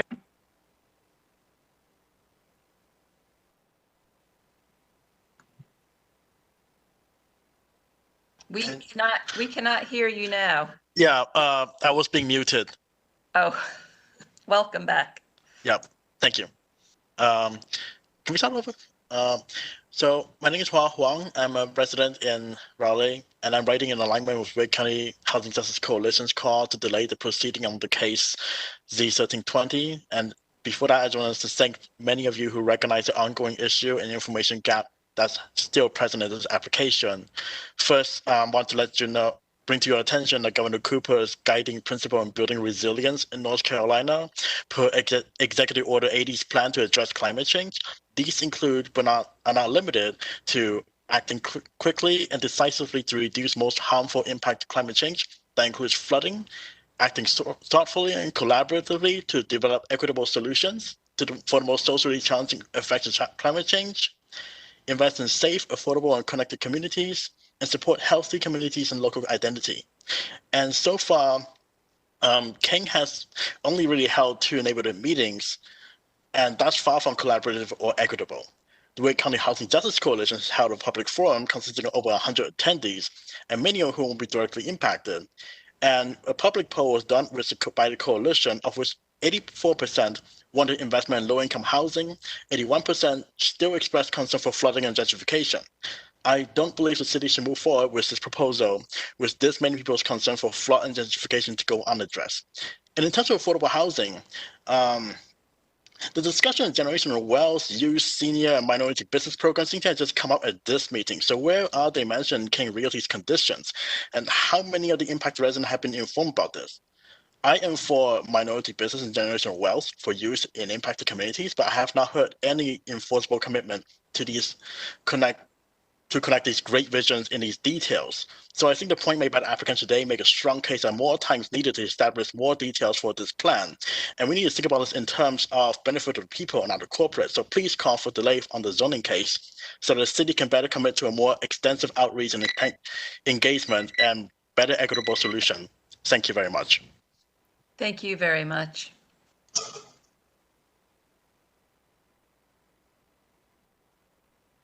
All right, the next speaker is Jane Harrison. Yes, hi, can you hear me? We can hear you. Great. Hi, thank you all for having me. And I wanted to say just thank you to the planning commissioners for your careful review of this proposal. I've been really heartened by the community engagement that has come out because the community has decided that they want to have a voice here. I have been dismayed that there hasn't been a careful, thoughtful process available to discuss these issues in the time frame that it really requires to come up with an amazing project at this size for our city. It's really been on the community to make this happen. I'm pleased to see that the community has stood up. And again, I'm so pleased that the planning commissioners have you all done so much to listen to those concerns. If approved, Downtown South will result in 95% impervious surface over almost 150 acres along Walnut Creek. And as you all know, adjacent to many neighborhoods which already flood frequently, there's a potential for 21 million square feet of development, equal to 2/3 of downtown Raleigh's current building space. I live just upstream from the development and regularly drive, bike, and walk in the area. I'm not convinced, as currently conceived, that this development is in the public's interest, that it's in my neighbor's interest, that it's in Raleigh's interests. And I won't spend much more time talking about what those issues are that still need to be addressed, but it comes down to these basic things: gentrification, displacement, the future land use map, and I appreciate you all taking those ideas into consideration. Thank you for your comments. Our next speaker is Mary Abrams. Thank you for your time. I just want to start by thanking the commissioners for your thoughtful and thorough consideration of this rezoning request. We at Wake Audubon are grateful for your consideration of our requests of native plants and bird-friendly building techniques, as what's good for birds is generally good for people. Also, thank you to Kane Realty for including conditions related to those requests. We cannot support this rezoning request until these equitable development concerns that have been discussed over the course of this whole deliberation are properly addressed. Thank you. Thank you for your comments. Our next speaker is Tatiana Height. Thank you for your time. Partners for Environmental Justice's Board of Directors welcomes the latest version of the stormwater conditions and the proposal for a Walnut Creek Corridor Fund and associated stakeholder group offered by Kane. However, our board currently stands opposed to the city's approval of Kane's rezoning application until the other conditions associated with the community benefits agreement are met that are detailed in PEJ's letters to the Planning Commission and City Council dated October 12th and October 28th, 2020, respectively. In addition to what our board has voted on, I would like to share some of the things that I've heard when out canvassing and at public meetings. Well, not really public meetings, but meetings with the community.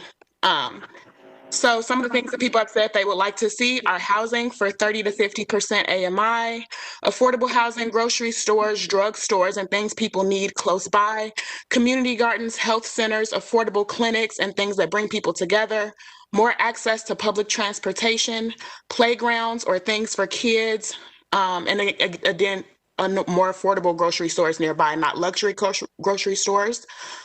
People have said that they like the potential for a higher property value and bringing jobs to the community, as well as improving buildings along South Saunders and Wilmington Street. But they're concerned about cars, noise, and other things such as an over-the-top soccer stadium. They believe that communities should work collaboratively with developers to decide what is included in proposed developments, are concerned about displacement of affordable housing and using city money to make private enterprise rich, forcing people out, rent going up, no affordable housing being built, increased traffic flow, obnoxious developments, higher taxes and being priced out, not retaining the feel of the community or it becoming another North Hills, the project being mislocated, and transforming the neighborhood for the worse and double taxing. So those items are things that I've heard from residents. They are not PEJ's comments, but are things that I've heard from people who live nearby the proposed development. Thank you. Thank you for your comment. Commissioner Winters. Commissioner Winters. Sorry, I hit the wrong button. Just a question, just a follow-up for Ms. Height. May I ask a follow-up? It was something she just said that struck me that I hadn't, and I just need clarity. So, unless, without objection, I would ask that we hold all our questions until we've heard from all the speakers so that we can get through them and we know. Fair enough. Will Ms. Height remain on the phone so I can ask the question? Yeah, I'll stay on the line.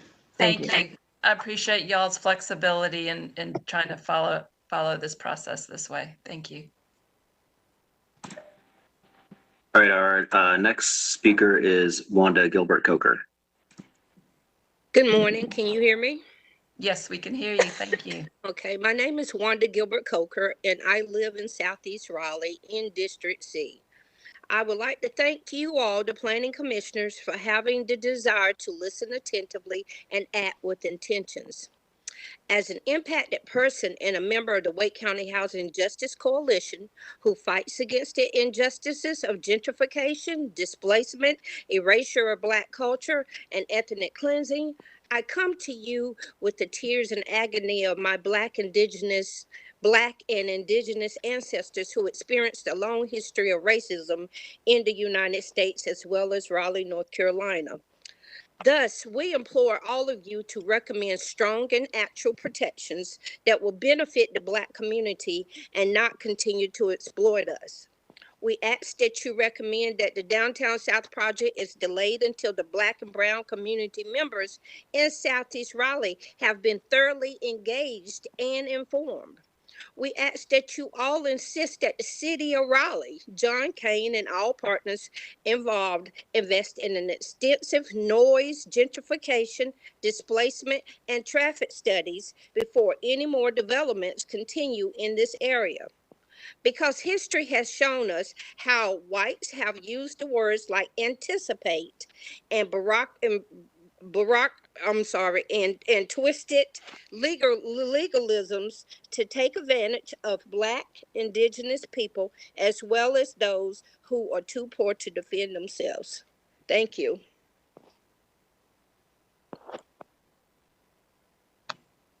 Our next speaker is Wanda Hunter. Can you hear me? Hello? Yes, we can hear you. Go ahead, thanks. As I sat and listened to the meeting today, I think one of the most important things that was said by the chair, and he said required versus desired. What Kane has produced to us is what he has desired. And if we look at his business structure, we don't see equity in it, which Commissioner Bennett has mentioned also. Commissioner Winters also talked about the tale of two cities, and we see that in the layout of this development as opposed to the one on St. Albans. I think some of the things that have not been mentioned thus far are COVID-19 business recovery of our downtown businesses. How will that happen? How will that be affected by this development? We know that John Kane is not concerned because he just sold to Dillon for millions of dollars, while many of our downtown small businesses are still suffering from the COVID-19 repercussions. The city's own research shows that the greatest need for affordable housing is 30% or less. When do we start letting developers tell us what kind of housing that they want to put in our city? Our city is our city for a reason. We need to address the needs that we need for our city and the citizens who live here. These are the people that pay taxes here. These are the people who live here and we should be listening to. Not to mention the environmental racism that has been shown historically in the treatment of flooding in Crabtree Valley versus the Rochester Heights community. We cannot go anywhere without knowing our history of what has happened in those two communities, which are contrary. Also, this is a development of 38 million square feet of new mixed-use development, more than the current 32 million square feet in all of downtown. How will that affect the downtown businesses? How will that affect all of Raleigh? And then also the traffic congestion on South Saunders Street, not only during rush hour, but during traveling times, during the holiday seasons and other times that it's a high frequency of traffic. Lavelle Motion mentioned that people are not able to express themselves and it's not because they can't speak for themselves, it's because we fail to pass the mic. More impacted people need to be able to speak. We should delay the process. Thank you for your comments. The next speaker is Yolanda Taylor. Hi, good morning, commissioners. I'm Yolanda Taylor. I'm a housing and community economic development attorney practicing specifically around the issues of affordable housing, equitable development, and assisting residents in offering strategies that will mitigate gentrification or displacement. I'm also a member of the Wake County Housing Justice Coalition, so I echo the voices of Barbara Smalley McMahon, Bob Geary, Wal Hong, Wanda Hunter, and Robert Gilbert Coker.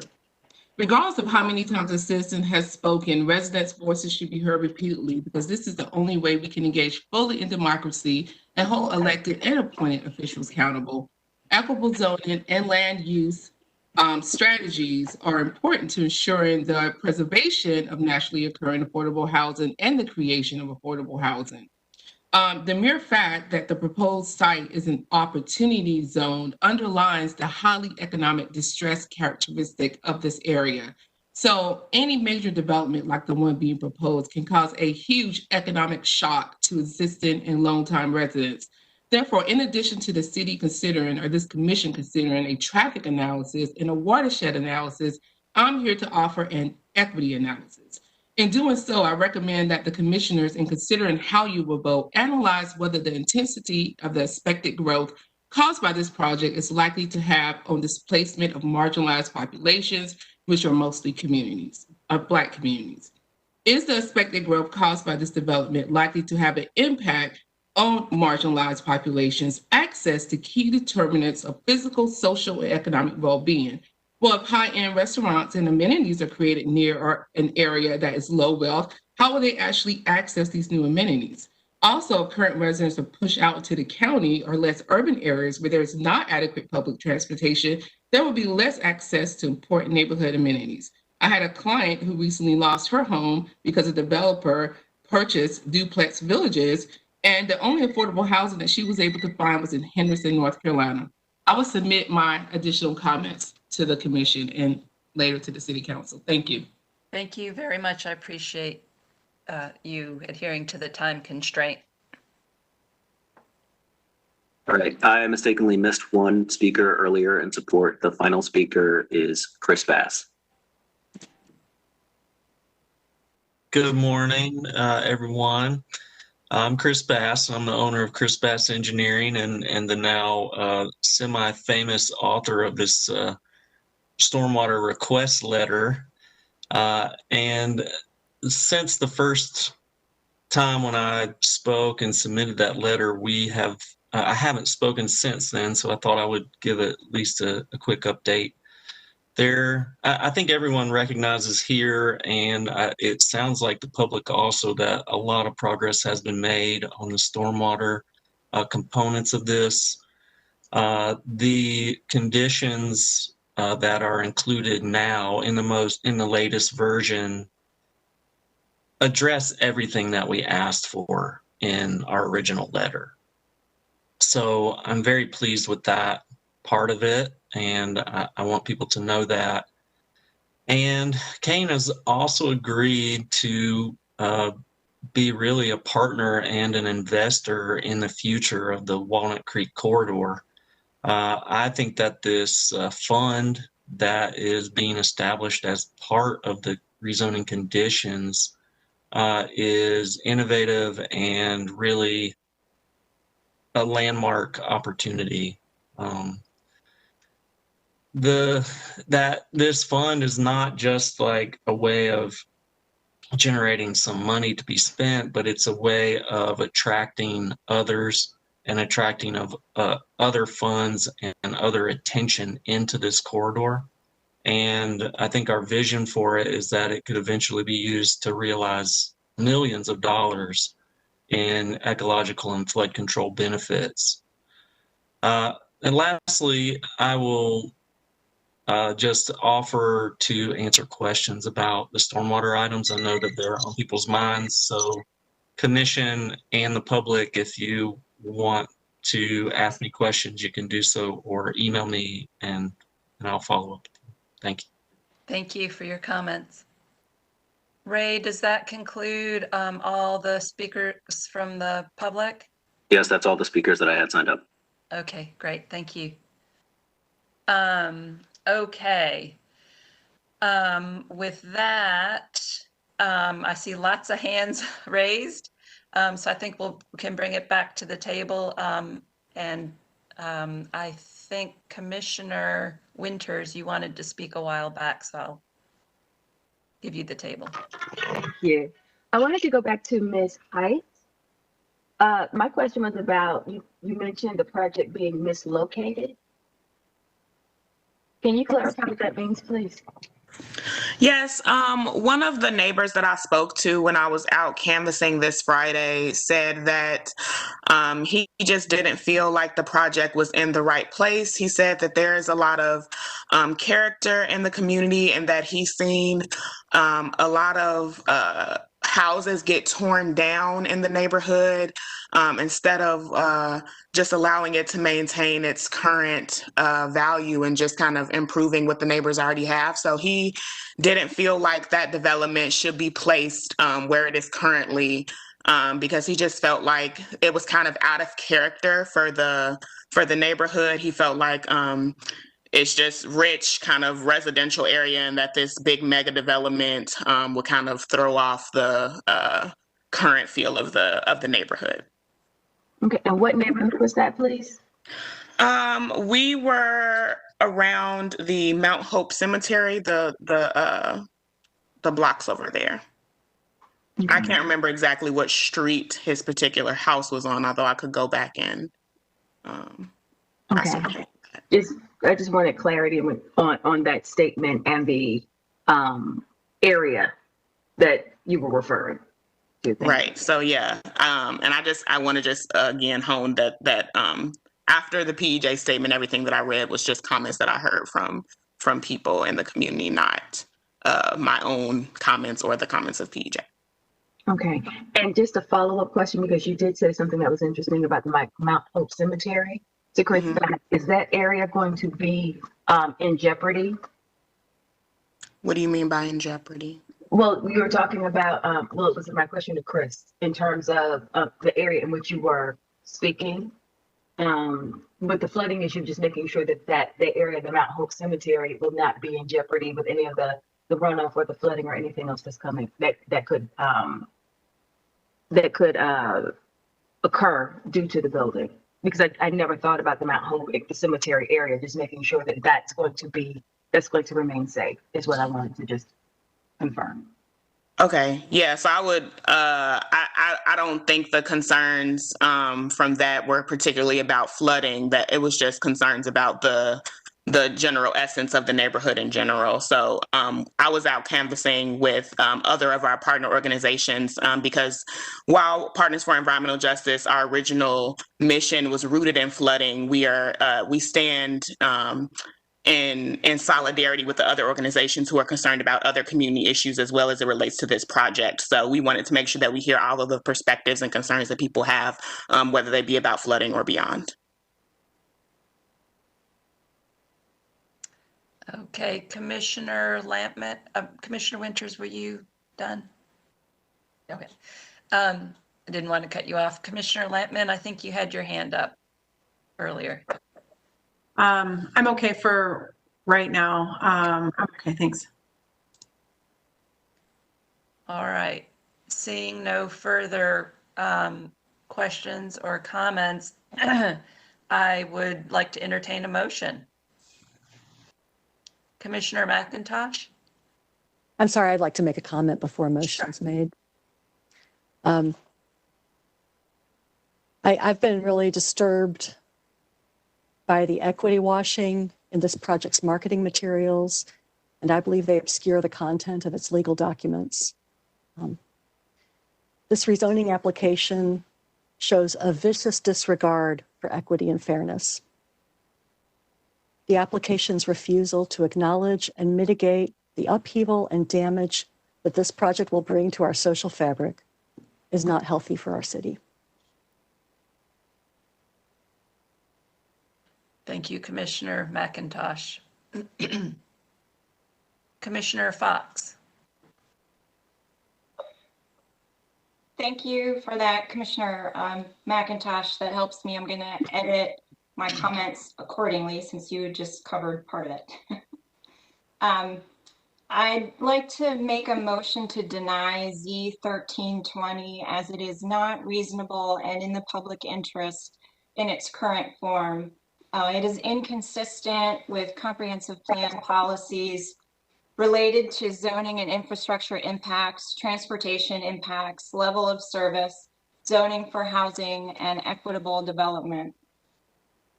To achieve consistency on a project of this scale requires further development of outside agreements.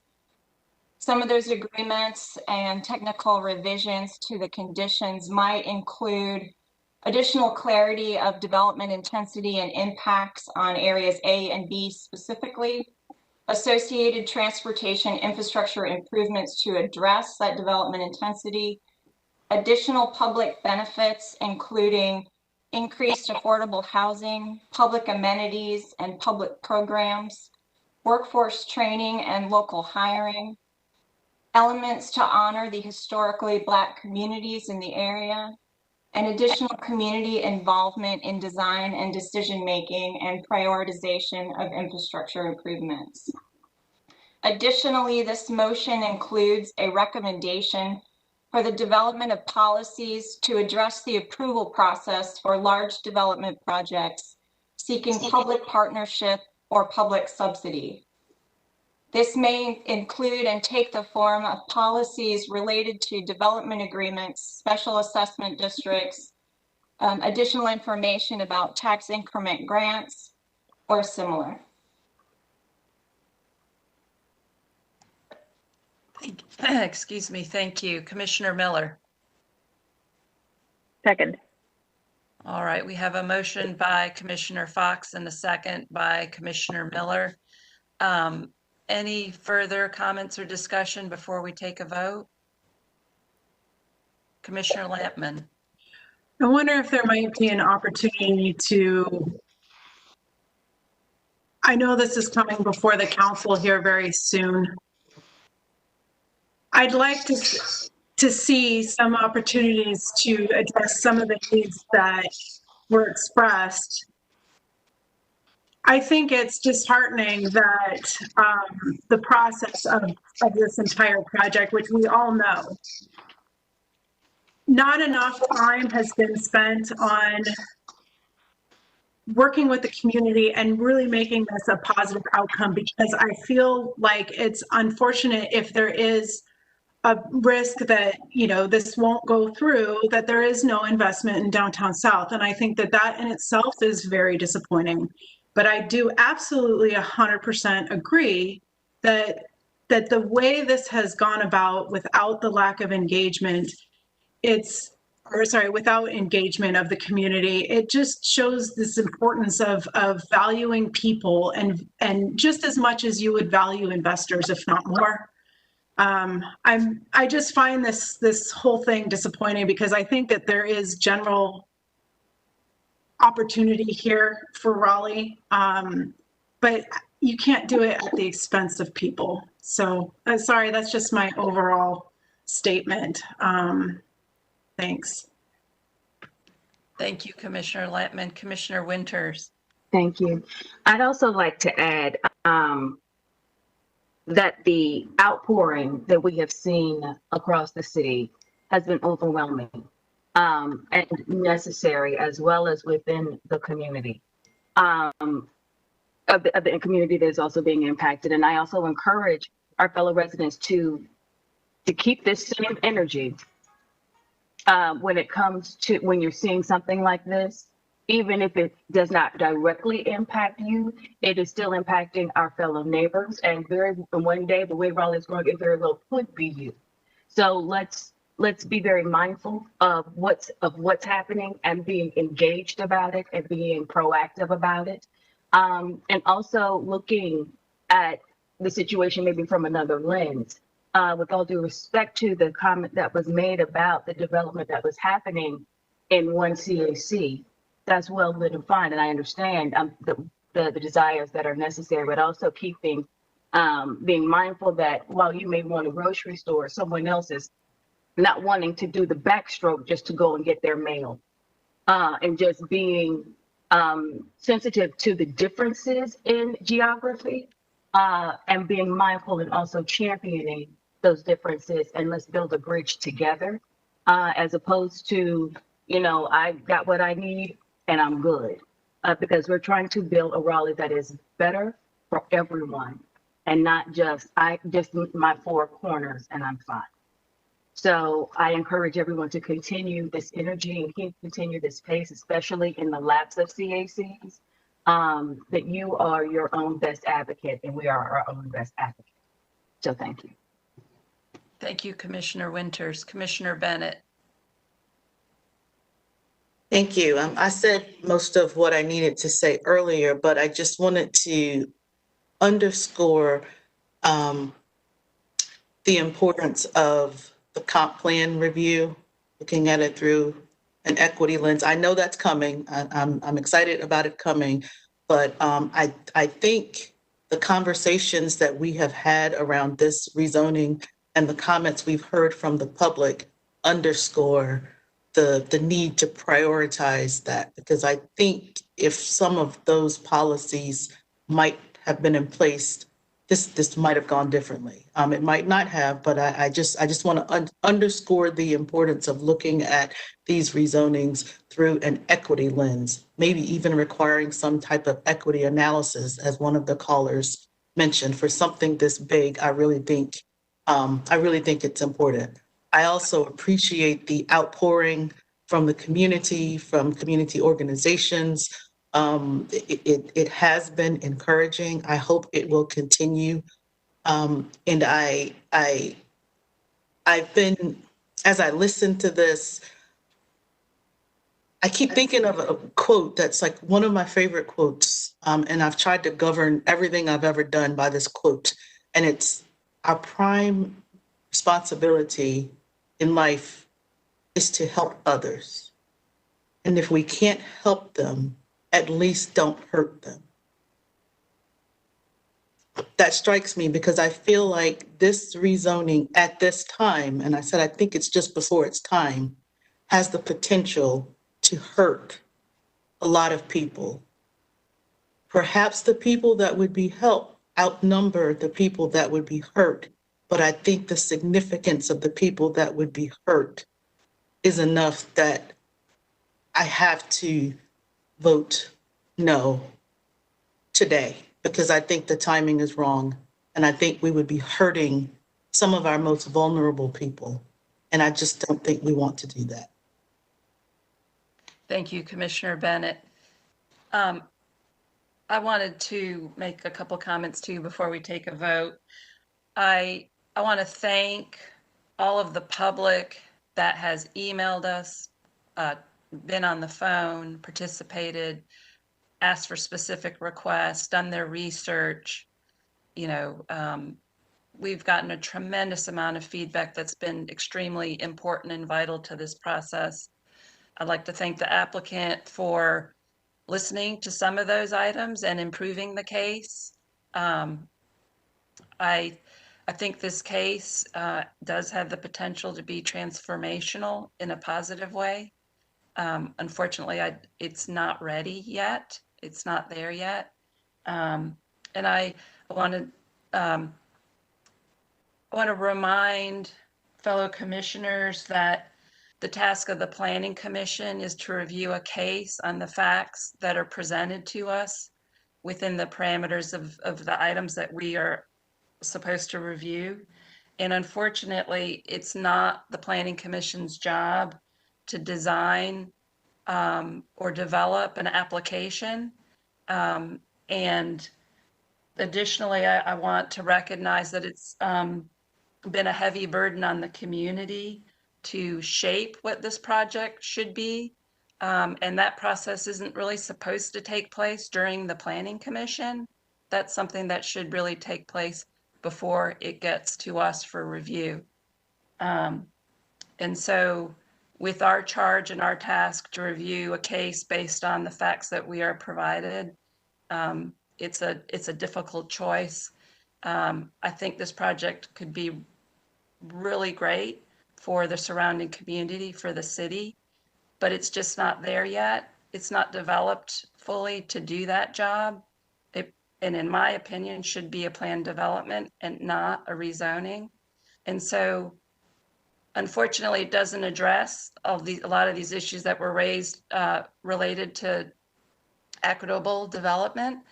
And so it has the unintended consequence of being not only not addressing equitable development, but being against equitable development by default.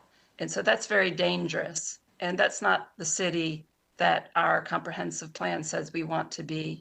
And so I would ask, as if this moves forward to council, that's something that they take the time to truly address. And Mr. York. Yes, before you call the vote, I just want to clarify, Commissioner Fox gave a very detailed motion, and I was trying to take notes during it. You mentioned several policies that you found it inconsistent with in the comprehensive plan. Could you make a statement on the overall consistency with the comprehensive plan or reference the flume? I just want to clarify that so we have the staff report correct. Sure. Do you need me to declare those policies, or you just need the general statement? Just the general statement and the flume consistency. If you'll just give those two, I think the rest was more than adequate. Sure. In addition to the policies outlined as being inconsistent, the case is inconsistent in general with the future land use map and the comprehensive plan in general. Okay, thank you. Commissioner Winters. One more thing, and piggybacking off of what you said, Vice Chair Hicks, and that I would also encourage City Council to pause before voting on this, since there were so many issues, as Commissioner Fox has stated. There's so many unknowns, And once it's done, it may be hard to reel that back in. So maybe just taking the time to deliberate a little bit more, understanding that they have special meetings called in the next week, but just asking them if they can just hit the pause button and deliberate as much as, if not more, than we have before making a vote. I'm sure that the residents have spoken about it, and they would appreciate that level of engagement as well. Thank you. Thank you, Commissioner Winters. Seeing no further comment, I will ask Shanitha for a roll call. Excuse me. Commissioner Bennett, how do you vote? Aye. Commissioner Fox? Aye. Commissioner Hicks? Vice Chair Aye. Hicks, I'm sorry. Thank you. Aye. Commissioner Lampman? Aye. Commissioner McIntosh? Aye. Commissioner Miller? Aye. Commissioner Winters?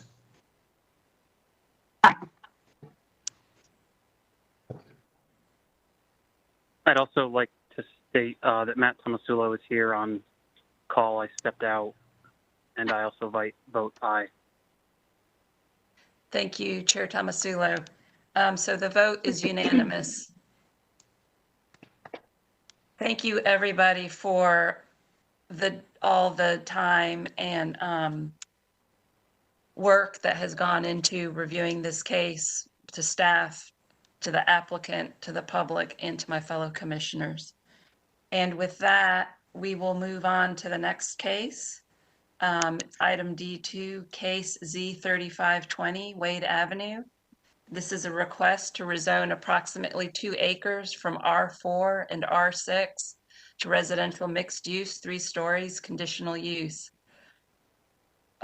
This request has appeared on 2 previous agendas, and we've received a staff presentation, an applicant presentation, and heard from members of the public twice. During the last meeting, we discussed, discussion included traffic, stormwater, and buffering, and the application has not changed since the last meeting, and there are no new conditions to consider. Our bylaws provide an opportunity for the applicant and those in favor of speaking 10 minutes to comment, and those in opposition 10 minutes to comment.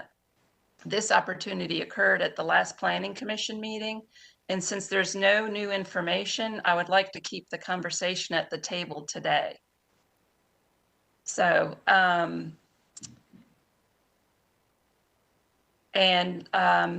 just wanted to be sure to let planning commissioners know that staff and the applicant are both available to answer any questions that we have.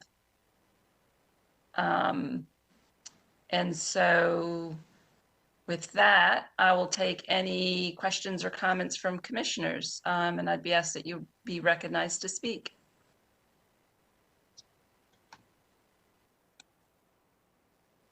Okay. Seeing no questions or comments, I would entertain a motion. Commissioner Bennett. I do have a question. Actually, we received a lot of emails, and we may have talked about it at the last meeting, but I don't know that we got an answer. But we received a lot of emails about safety and the safety concerns around this rezoning. And I just wanted to give the applicant an opportunity to respond. Okay, without objection, we will take a response from the applicant about safety concerns related to traffic. Hi, this is Amanda Bambrick. Can you hear me?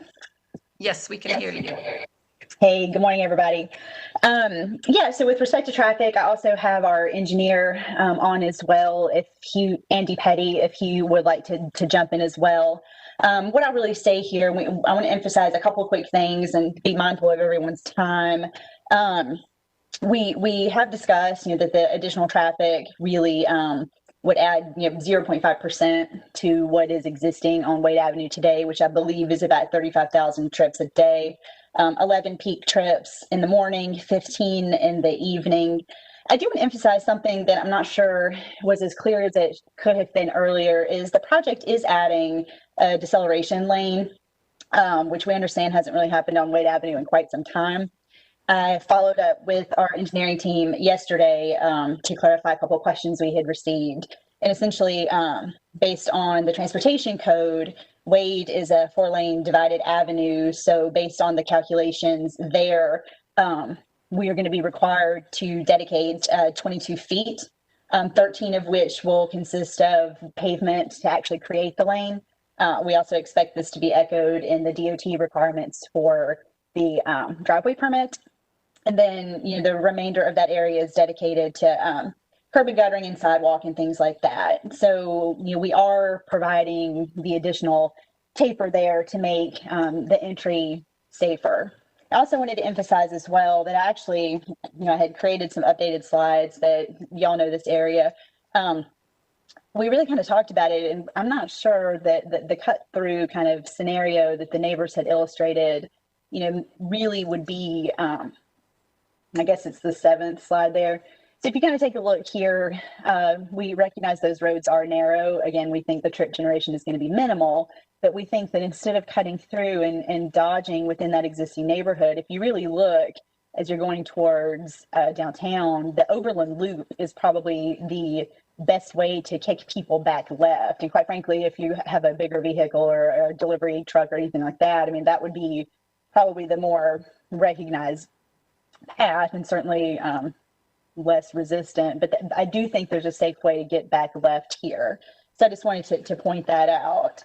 So I don't know if Andy has anything to add to that, but again, compounded, with the minimal nature of the impact and then the improvements and the restriction that we're going to be providing per code, and certainly the restricted movement with NCDOT, with the driveway permit when we go, assuming we get through and continue forward, we think those issues are going to be resolved properly through those channels. Thank you. I can't see. Oh, there we go. Thank you. I wanted to make a quick comment. I do appreciate the work the applicant did to provide the 25-year stormwater management.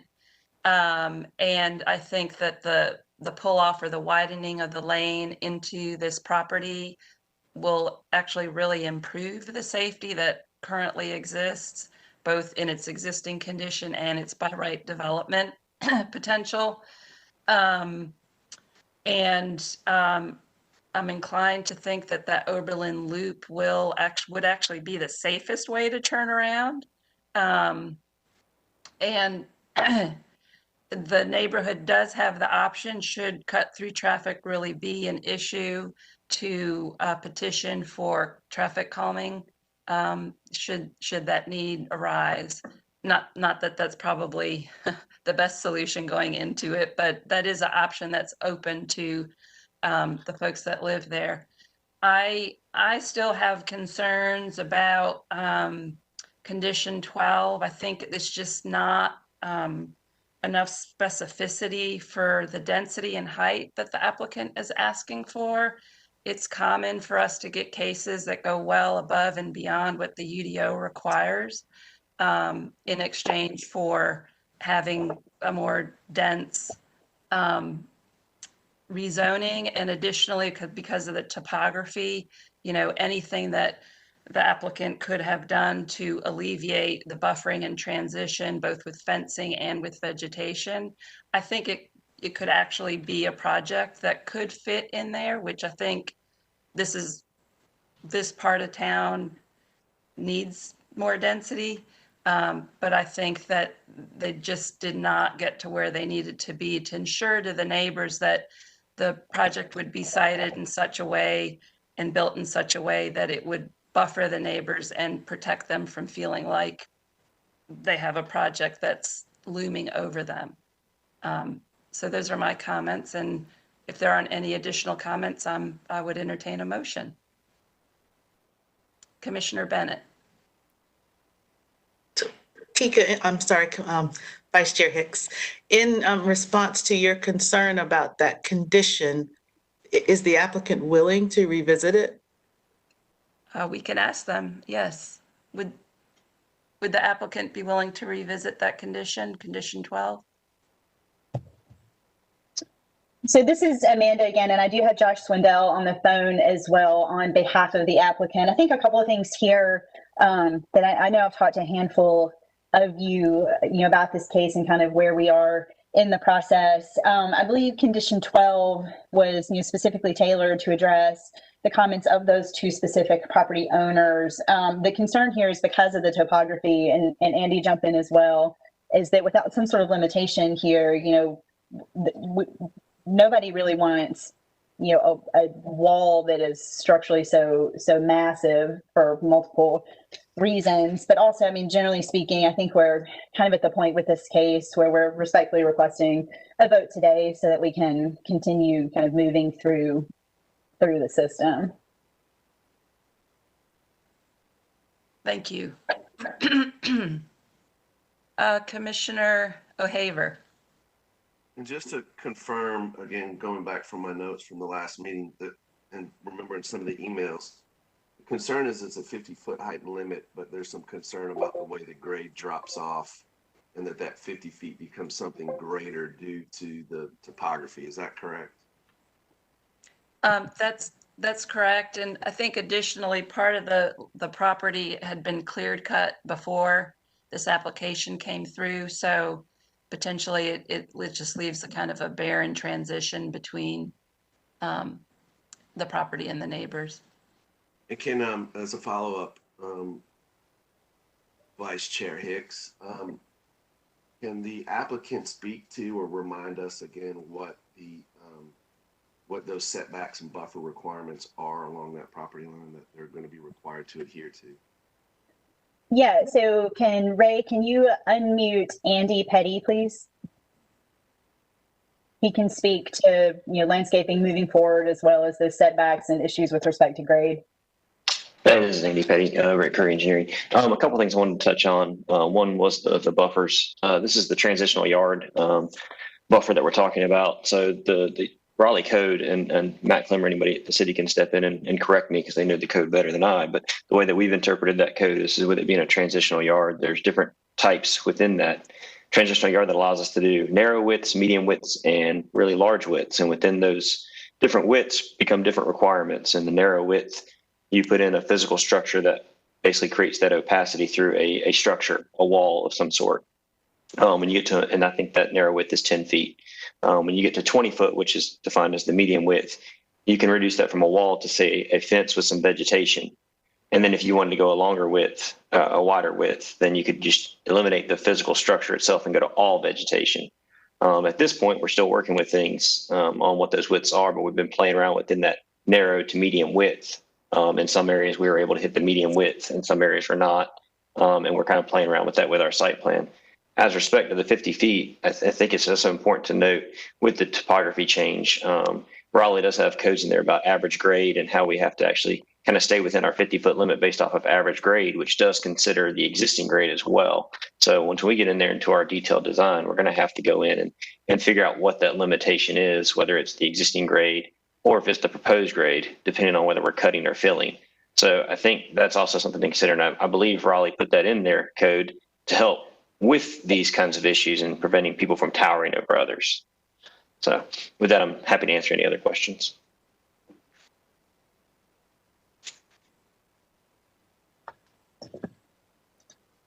Okay, seeing no further questions, I'm happy to entertain a motion. Commissioner O'Haver. Yes, and again, I just want to acknowledge the emails. There's been a handful of emails on this. We have met on multiple occasions, so just want to make sure that that doesn't go unnoticed.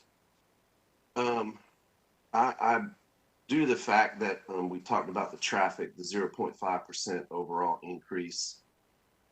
We did talk last meeting about 4 driveways being consolidated into one. If you look along this stretch of Wade Avenue, even at Hobson Court, where there's 15 single-family homes that come out of a single drive, there's a multiple of moderate density development, even though the future land use map identifies it as single family. And we started to touch on it the last meeting.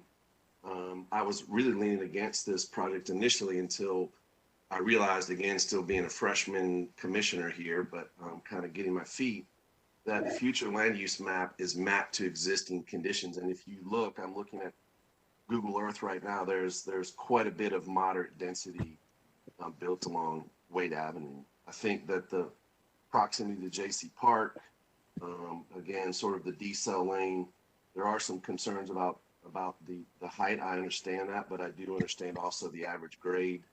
Again, that's sort of part of the business that I'm involved in. So all of that being said, I would like to move to recommend approval of rezoning case, sorry, trying to get everything squared away here, Z 3520. While the application is not consistent with the future land use map, again, because of the reasons I stated, I believe that I find this application to be in the benefit of the public interest. It is consistent with the 2030 comp plan and is supported by these specific policies. Policy LU 2.5, healthy communities, LU 7.3, single family lots of major streets, H 1.8, zoning for housing, LU 8.12, infill compatibility. Do we have a second? Commissioner Miller. Second. All right, we have a motion to approve by Commissioner O'Haver and a second by Commissioner Miller. Any additional comment? I see Commissioner McIntosh's hand up. Yeah, I just wanted to underline that the location of these lots is on a blind hill on Wade Avenue. And while I agree that we can certainly use more moderate density residential within our low density residential areas, I think this particular location is a dangerous place to add more people coming in and out of a driveway. I don't think this is a good location for more traffic on this blind hill on Wade Avenue. Thank you, Commissioner McIntosh. I also just wanted to add that I feel like the buffer and transition from adjacent neighbors is really important here. And yes, the code does accommodate that. But this is an area we've heard from a ton of neighbors. We've seen lots of presentations from them. They are concerned about this buffering and transition. And for me to vote for this case, I would need to see something above and beyond the code standard by the UDO. So I will not be voting in support of this case for those reasons. All right, seeing no further comment, Shanitha, can we have a roll call?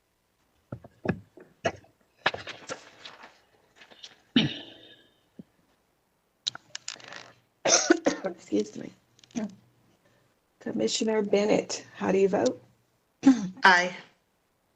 Commissioner Fox? Aye. Commissioner Hicks? No. Commissioner Lampman? Aye. Commissioner McIntosh? Nay. Commissioner Miller? Aye. Commissioner O'Haver? Aye. And Commissioner Winters? No. Hey, Shanitha, I think you skipped me. I vote aye. I apologize. Thank you. Got it. Sorry about that. The vote is 6-3, 3 opposed. That was myself, Commissioner Hicks, Commissioner Winters, and Commissioner McIntosh. Thank you all. Okay. Moving on to the next case, we move on to new business. Item E1, case Z2920, West South Street. This is a request to rezone approximately 1 acre of land from downtown mixed use, 5 stories, urban limited, to downtown mixed use, 20 stories, urban limited conditional use. Ira Mabel will present on behalf of staff. And I'm sorry, before we go into staff presentation, I just want to be cognizant of the time. It's 11:45. I have a hard stop at 12:30 today. So obviously we'll hear this case and we'll get as far as we can today on all of these cases. But I just want to recognize that it's quite likely that we will not get to the rest of the agenda items. And if any fellow commissioners have any comments relative to that, I would welcome them. Welcome them. Commissioner Mann. Hey, thanks, Commissioner Hicks. I have a hard stop at 12:30 as well. I just want to make Thank you. Okay. With that, we will move forward. Ira, with your presentation, please. Thank you. Sure. Good morning, everybody. So this is a request for about 1.3 acres, 2 parcels currently zoned DX 5 stories, changing request to 20 stories. This is in about the southwest corner of downtown, so where downtown starts to transition to or away from the DX and into other districts and further towards Boylan Heights.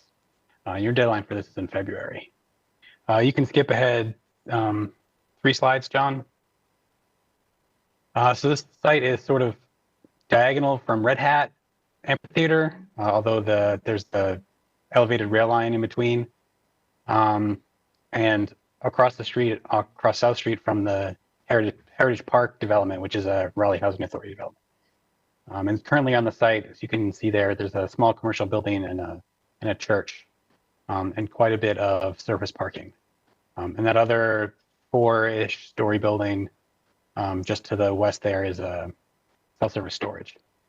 You can skip 2 slides, John. 2 conditions on this case, one prohibiting some uses. And then the second one is detailing 2 development scenarios that the property owner would choose from when they're submitting a site plan. So one is for a mixed use building, so dwelling units and then retail. And then the second one is for an office tower, basically. So on the next slide, you can see the proposed differences. The round numbers there on the right under the proposed are really because that zoning condition is capping what the development's going to be.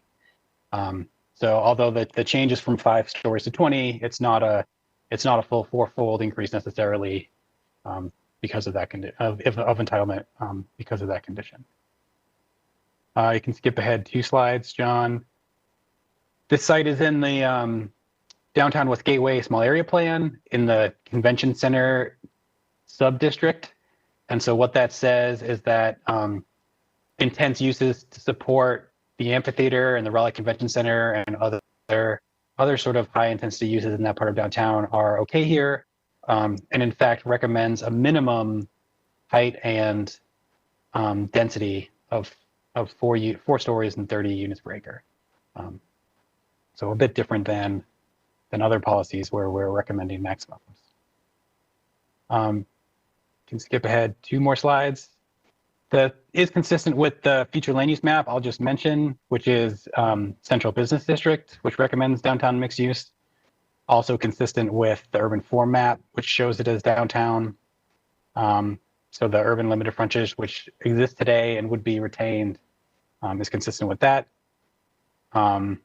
Consistent with quite a number of policies about the site is near to the western and the southern BRT lines, and likely within walking distance of a station, although the station areas are unclear. I know the western BRT line route has preferred local alternative was approved by council, but pretty close to where I think stations are probably going to be. And you can skip ahead 2 more. Inconsistent just based on the fact that although the height requested in this area is compatible with all the policy, it would be the first thing to be that tall. So in particular, the Heritage Park, you know, as 2-story residential is just sort of triggering the first mover problem in this case as the first tall thing that would be there. So next slide. That is, I'm happy to take questions. There are a couple more meetings you have to discuss this case, but no other issues. Thank you, Ira. We will now hear from the applicant.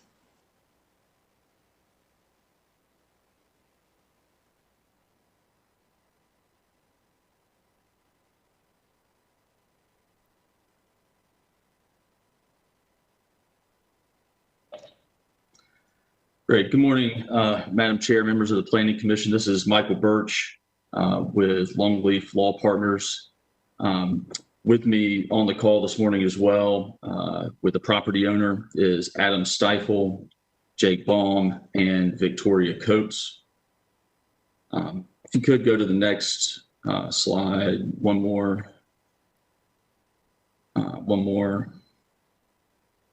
Yeah, so just appreciate Ira's staff report. I don't have much to add on that. Just want to emphasize the consistency of this request with the future land use map, the Downtown West Gateway area plan, the urban form map, and the list of those key comprehensive plan policies.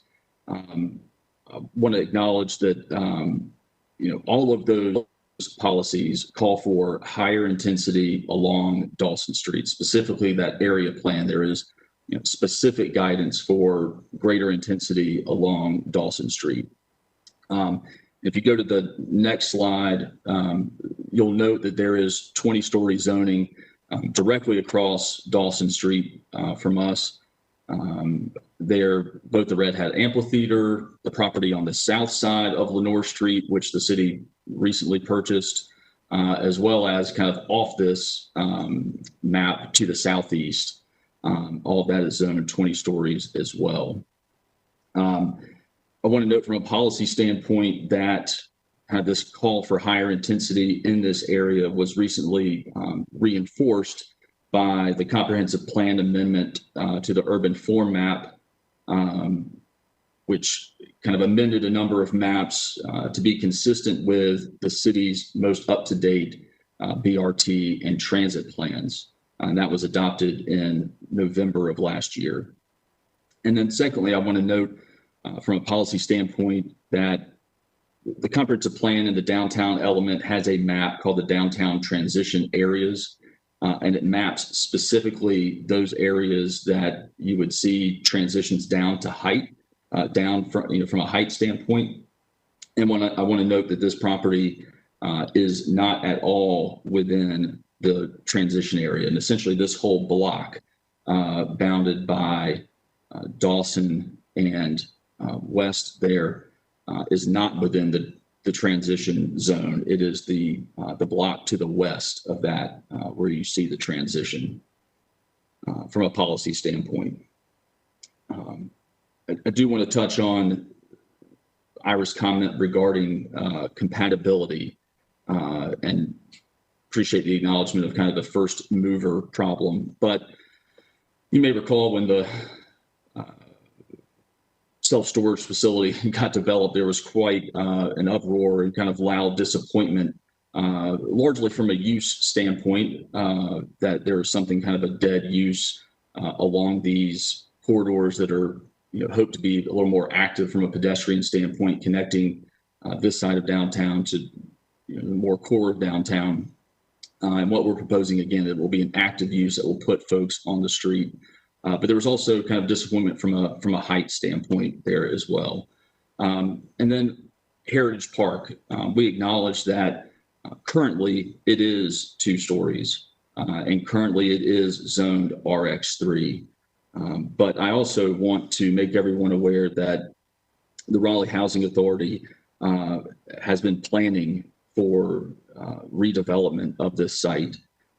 There was a city manager's report to council earlier this year that noted that the RHA has been meeting with a number of city staff departments, that they have hired consultants, architects, and I think the anticipation is that they will rezone as well and redevelop this property in the near future. And so,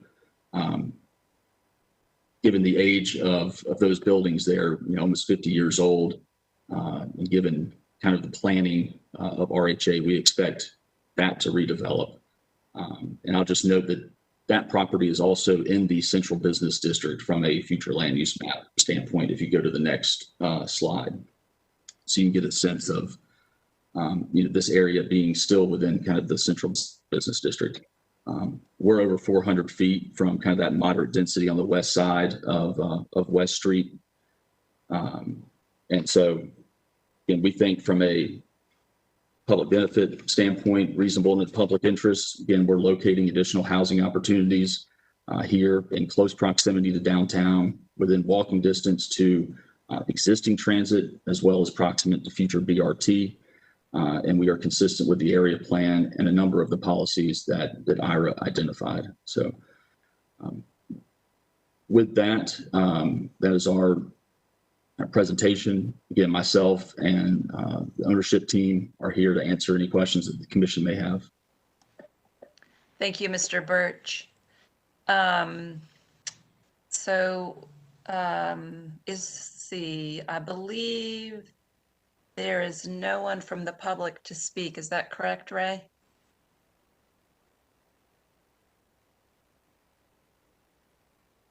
That's correct. Thank you.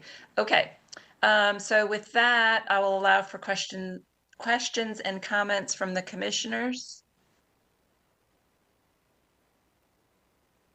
I have a question. One is, this might be for staff.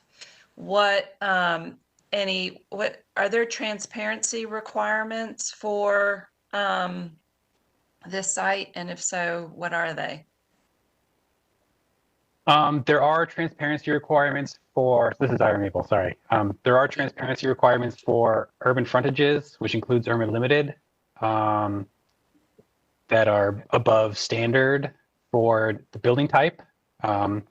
I would have to look that up unless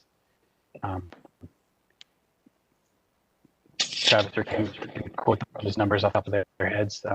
But the urban frontage does have a higher standard for transparency. Okay, thank you. And is that required on which faces of the property? On all three sides, or?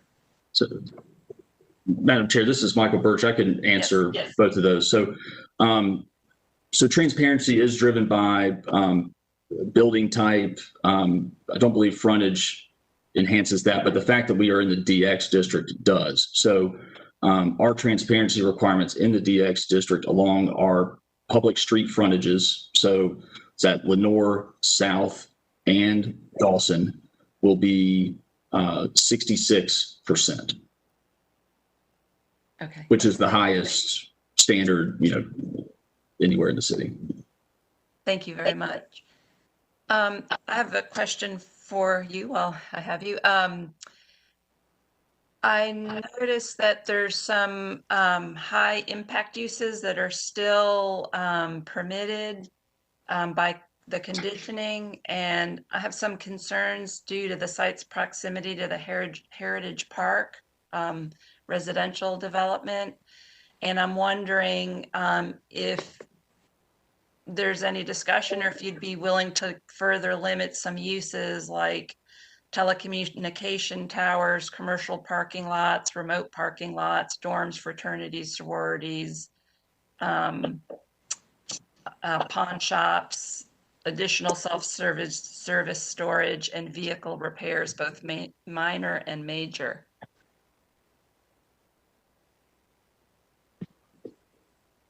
Yeah, sorry, I'm just looking at our current set of conditions here. I mean, I would note that, from a use standpoint, that we are not we're not changing the underlying zoning district. I would say that we have prohibited some uses that are permitted in DX, again, that are already permitted there today. I will note that under the current zoning of 5 stories in DX, that you could have, a single story building, which I think would lend itself maybe more to some of the quote unquote, kind of uses maybe that you would not want near residential. But by the virtue of us going to 20 stories, we now have a minimum height. So it doesn't allow that single story. And I would say it's going to be part of an integrated mixed use building that just by its nature does not want a use on the ground floor that conflicts with the uses above, whether it be office or residential. I think from a, so I think there will be kind of practical limits. I mean, really the vision of what this would be on the ground floor is kind of your standard downtown retail and restaurant. Okay, thank you for that clarification. I have an additional question related to the area plan on streetscape design, policy AP DWG 12, I think. Would you be willing to provide additional improvements to the streetscape? I don't think they're required, such as curbing, landscaping, and lighting, so that to further be sensitive to the history of the district and also to the neighbors at Heritage Park? Apologize here. So,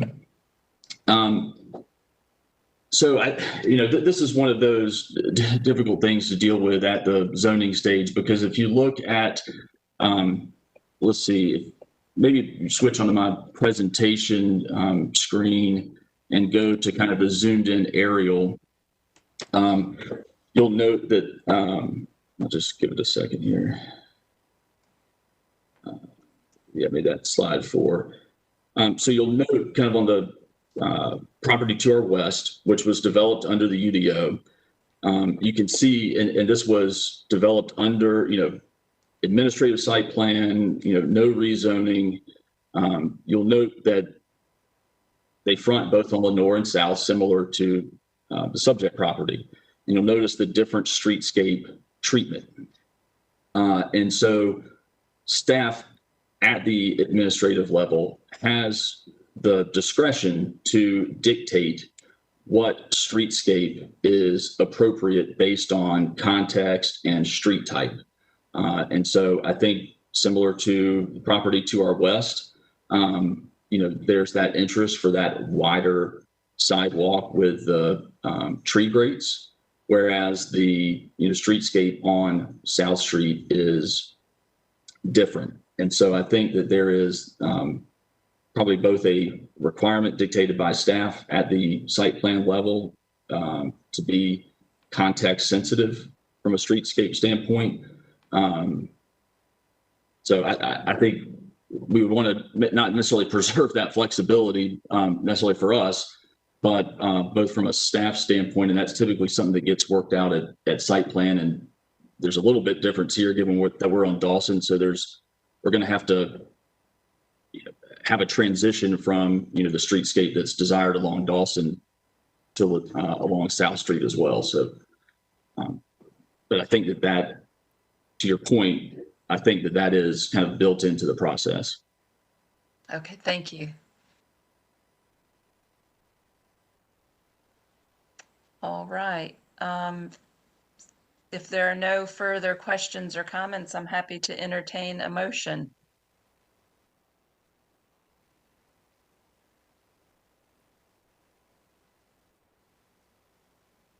Okay. Thank you, Commissioner Haver. I was waiting for someone else to take the opportunity, but I I move to recommend approval of rezoning case Z29. The rezoning request is reasonable and in the public interest, supported by these specific policies in the comp plan. Policy LU 1.2, future land use map and zoning consistency. Policy LU 4.7, capitalization on transit access. Policy LU 4.8, station area land uses. And I also will mention that it is consistent with the future land use map, the comprehensive plan policies I just listed, and the downtown west gateway small area plan. Commissioner Mann. I was going to second that motion. Thank you. So we have a motion by Commissioner O'Haver and a second by Commissioner Mann. Seeing no further discussion, I'll ask Shanitha for a roll call.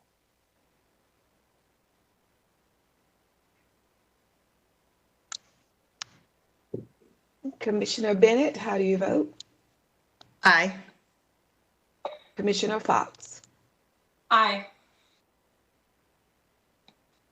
Commissioner Hicks, Chair Hicks? Aye. Commissioner Lampman? Aye. Commissioner Mann? Aye. Commissioner McIntosh? Aye. Commissioner Miller? Aye. Commissioner O'Haver? Aye. And Commissioner Winters? Aye. The vote is unanimous and it passes. Thank you. Okay. Thank you all. Thank you. The next item is item E2, case number Z4020, Hillsborough Street. It's a request to rezone approximately a half acre of land from commercial mixed use, 5 stories, conditional use with residential parking overlay district, to commercial mixed use, 7 stories, conditional use, and the overlay district would remain. Don Belk will present on behalf of staff.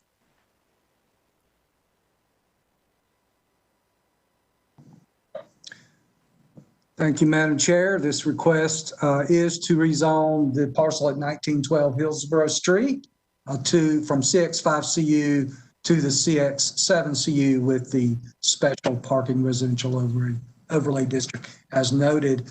One correction here, the Planning Commission deadline for action is January 11th, not February 22nd, as noted on the slide. So if a recommendation is not offered today, then an extension of the Planning Commission deadline would be required.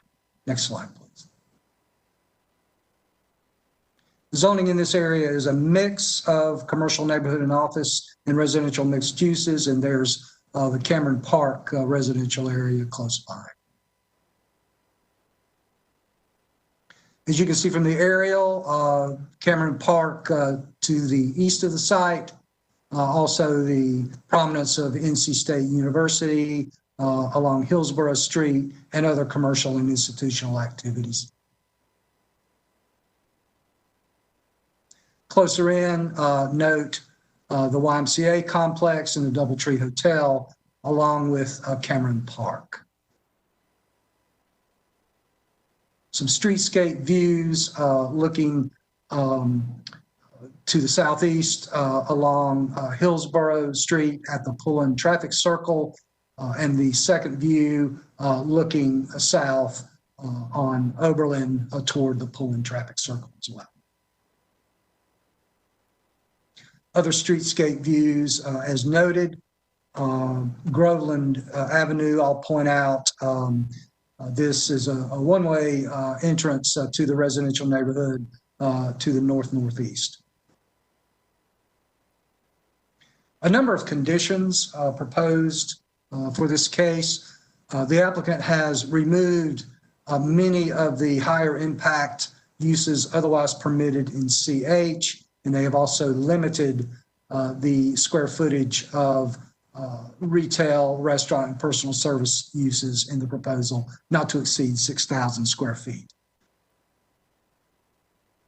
Also specify building facades for the buildings to be constructed at this parcel, and also limiting the number of bedrooms for any individual unit to no more than 3 bedrooms.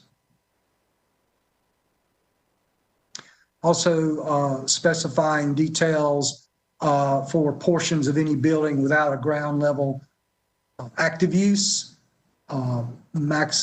setting a building height maximum of 90 feet. And also a new development would remove an existing brick wall at the ground level at this parcel. And also that any parking at the building would be screened to reduce glare. I note the contrast between existing zoning and proposed. We have included in our analysis both a residential outcome as well as a hotel, which was suggested by the applicant as the ultimate use here. Note that the maximum units for a residential increased by 18 units. The hotel use would be about 42 units there. So setting those increases in density in units. Our carbon emission analysis, the higher a walk score than average, actually the walk score of 90 is deemed by walk score as a walker's paradise. The street is also well served by transit, and the request would permit smaller units. The site is served by both Go Raleigh Route 4 as well as the NC State Wolf Line.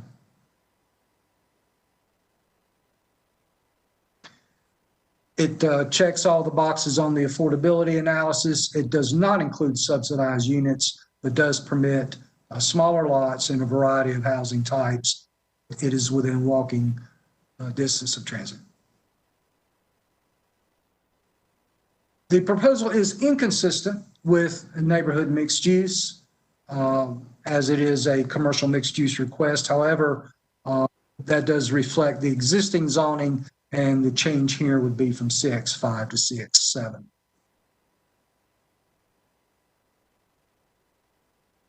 It is consistent overall with the comprehensive plan, and again, noting the inconsistency with the future land use map.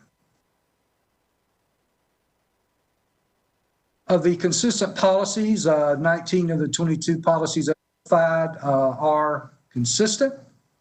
As you can see in the next slide, more consistent policies are shown. There were 3 inconsistent policies noted, of course, the inconsistency with the flume, and also the urban design policies were deemed inconsistent by virtue of the fact that they were not specifically addressed in the proposal. However, I would note that the applicant will be pursuing an amendment to the University Village Hillsborough Streetscape Plan to conform the final development to, or conform the final building footprint and facade on that site. So there's a technically, since they were not addressed, deemed inconsistent.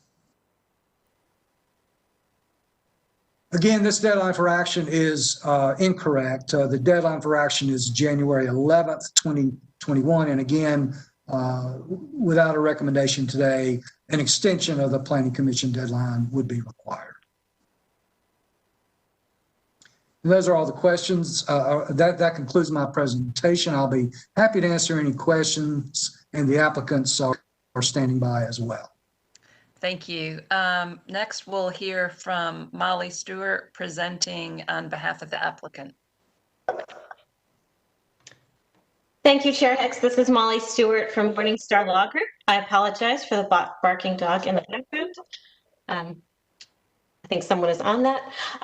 In any event, I am here today with Joe Whitehouse representing the applicant Bell Curve, as well as Mac Paul from Morningstar, who was involved in some of the earlier zoning on this property and can speak to some of the history there if that is important.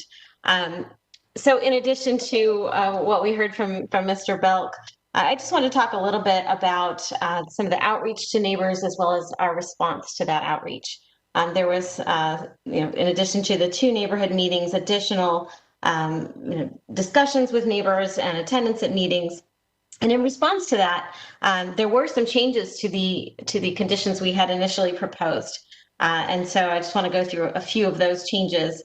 One of which was dropping from the request some property that is on the north side of Pullen Road from this site that used to be a part of the same parcel and no longer is. So it has the same zoning today.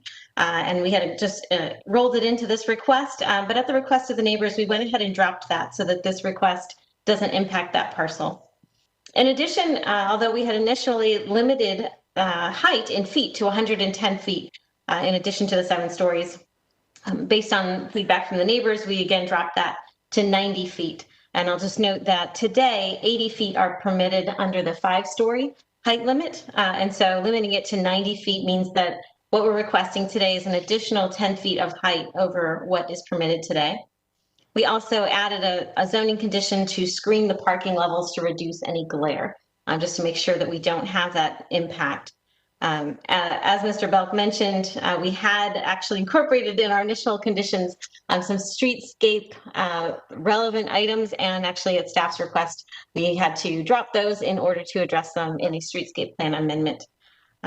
So that's all I'd like to add today. I just wanted to point out that this is a minimal change to the existing zoning that would allow for the redevelopment of an existing surface parking lot that's located at this prominent intersection on Hillsborough Street. I did want to also turn this over to Joe Whitehouse from Bell Curve. I think he had a few things to add as well. Hi, I was going to say good morning, but good afternoon now to everybody on the Planning Commission, and really thank you for reviewing our rezoning request that is before you today. I'm Joe Whitehouse, 6109 Iris Drive, Raleigh, North Carolina, and am part of the ownership team for this property. We are the same owners that developed and own the Aloft Hotel, which is 1 block west of this property. This property was a companion piece with the Aloft Hotel site. Both properties were originally owned by NC State and were offered to the development community by way of a RFP, which we were very fortunate to have been selected as a developer.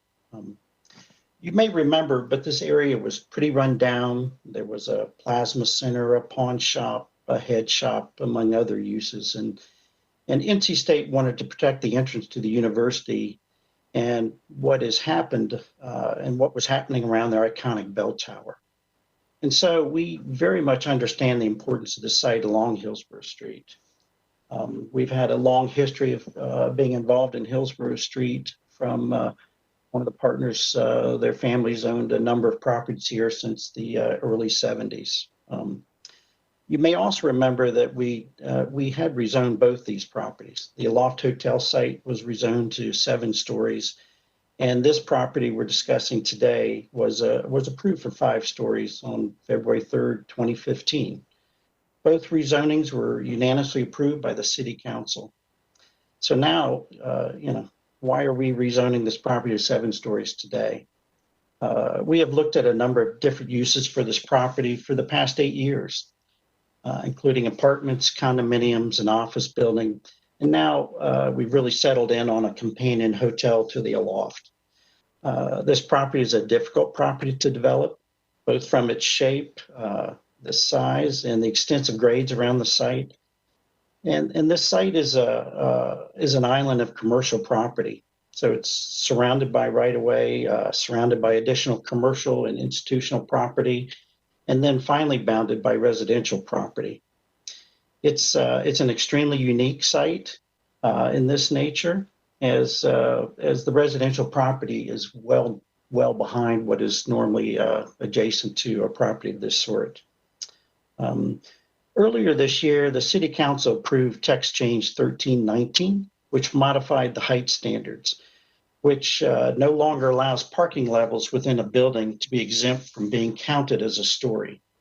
Our intent in order to handle the parking is to include 2 levels of parking at the base with 5 levels of occupied space above. With this text change, we're now required to count the 2 stories of parking, so we now need this additional 2 stories to develop the property. As Molly's talked about, we've held a series of meetings and discussions with the neighborhood. The first being the first official neighborhood meeting for all the neighbors within 500 feet of the property. Then we had a second meeting with the Cameron Park Development Committee, a third meeting with the Wade Avenue, Hillsborough Street CAC, and finally a fourth meeting with the second official neighborhood meeting for all the neighbors within 1,000 feet of the property. We also have received reviews of our rezoning submissions from the City of Raleigh planning staff. During these meetings, along with our conversations with the city, we have received several comments and suggestions for us to consider. And based on the feedback, we've amended our rezoning conditions a couple of times to work with the neighbors and staff on our current request. Molly spoke to you about these conditions, but I'd like to reemphasize and highlight a few. And these are on top of the original conditions that were in place from the previous rezoning that we spent a great deal of time with the Raleigh City Council on. At the suggestion of the neighbors, we've removed the north parcel, number 2 Oberlin Road, from this rezoning request. At the suggestion of the neighbors, we've agreed to screen and work to reduce the glare from the lighting in the parking garage. At the suggestion of the neighbors, we have reduced the maximum height from 110 to 90 feet. And as Molly mentioned, which is only 10 feet more than what is currently allowed today. I think in some of the previous slides, you've seen the small green area of the top of the building, which kind of represents what that 10 feet might look like. We've, at the suggestion of the neighbors, we've rewritten the conditions on limiting the number of bedrooms allowed. And then at the suggestion of the staff, we've rewritten many of the original zoning conditions per their request as well. As Molly mentioned, the streetscape plan amendment, we had originally worked with both the neighbors and the city council on a streetscape amendment, but apparently staff feels that we've got to go back through the amendment process now due to the new process that's been put forward on the amended streetscape plan. We're a local developer. We're not a merchant builder. We own our properties and we don't sell them. We live and work here.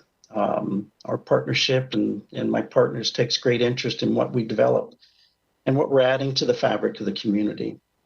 I do think you can look at all of our past projects and see this in practice, from the architecture and exterior materials used to the choice of uses offered to the addition of public art.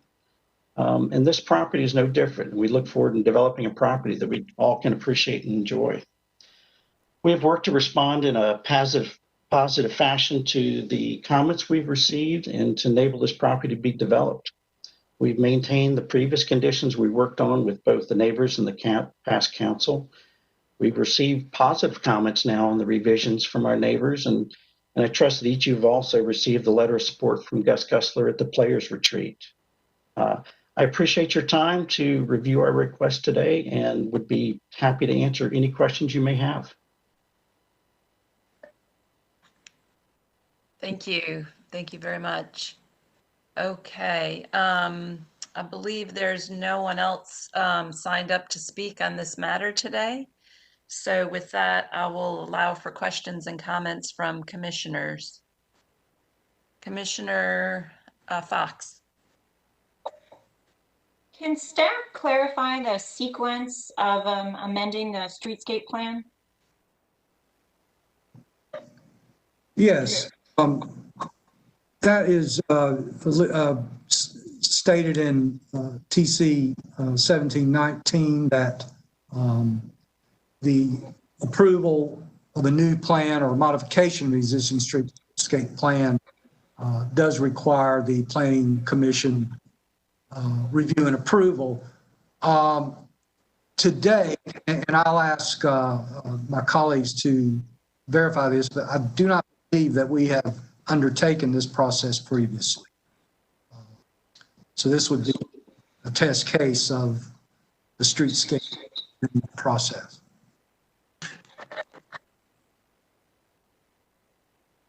Yeah, this is Jason Myers in Transportation. It's my understanding that there has not been an amendment to a streetscape plan since the adoption of the UDO, which eliminated what was a zoning overlay district that had to be accompanied with a streetscape and parking plan, which is what this streetscape plan is originated from.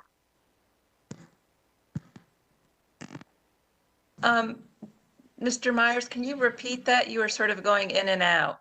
I apologize. Can you hear me better now? I think so.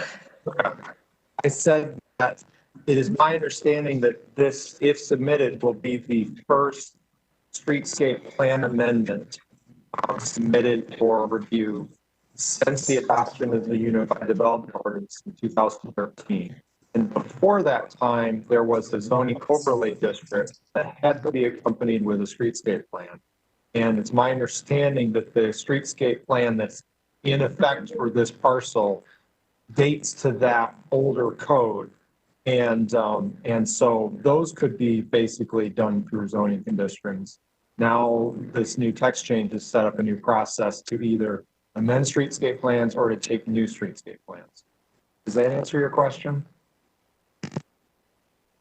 Commissioner Fox? I guess more specifically, are we voting on the streetscape plan amendment, or is that yet to be submitted? And is that part of the rezoning case, or is that a separate process?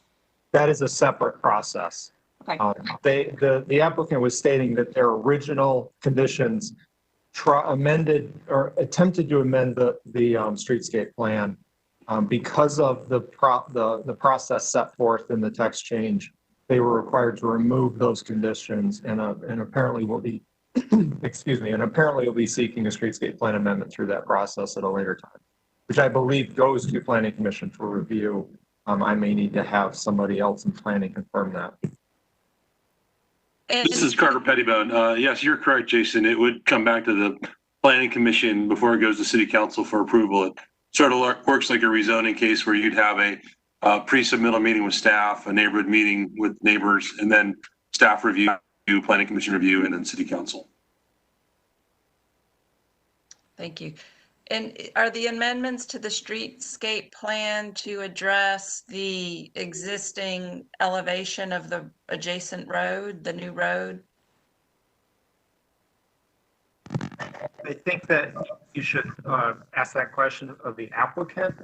The condition that I first saw was not 100% clear to me what the amendment's effect would have been, but I'm sure that that'll come forth with the submittal.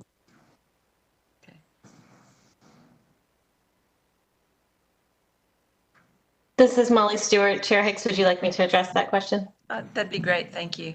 Great. So what actually happened, so the existing conditions on the site contained some requirements related to sidewalk widths and the relocation of the existing black fence in the area. And we actually attempted to just carry that same condition over into the new zoning, where of course it gets reviewed as though it's a new proposal and a change to the streetscape. And that's where it got bounced back and we were pointed to the new process. Now, as soon as we did hear that, I reached out to staff and requested a copy of the application for the streetscape plan amendment process that was recently passed. And my understanding is that is still not ready yet today. So we're looking out for that. Thank you. Okay, seeing no further questions, Commissioner Bennett. Vice Chair Hicks, this is directed at you. You and Commissioner Mann both said you had a hard stop at 12:30. And I believe if we're not going to take action on this today, we need to request additional time, according to Mr. Belk. So should we go ahead and do that now, since it looks like we're going to run out of time before, unless everybody's ready to vote right now? Well, that was my question. If I'm happy to entertain a motion if commissioners are, feel like they're ready to do so. I don't see any other outstanding questions. Commissioner Fox? I'll make a motion to approve Z4020 as it is reasonable and in the public interest and consistent with the comprehensive plan, specifically policies related to compact development, location of growth, corridor development, infill development, and infill compatibility. This motion also amends the future land use map from neighborhood mixed use to community mixed use. Thank you, Commissioner Bennett. Second. All right, we have a motion by Commissioner Fox and a second by Commissioner Bennett. If there's no further discussion, I'll ask Shanitha for a roll call.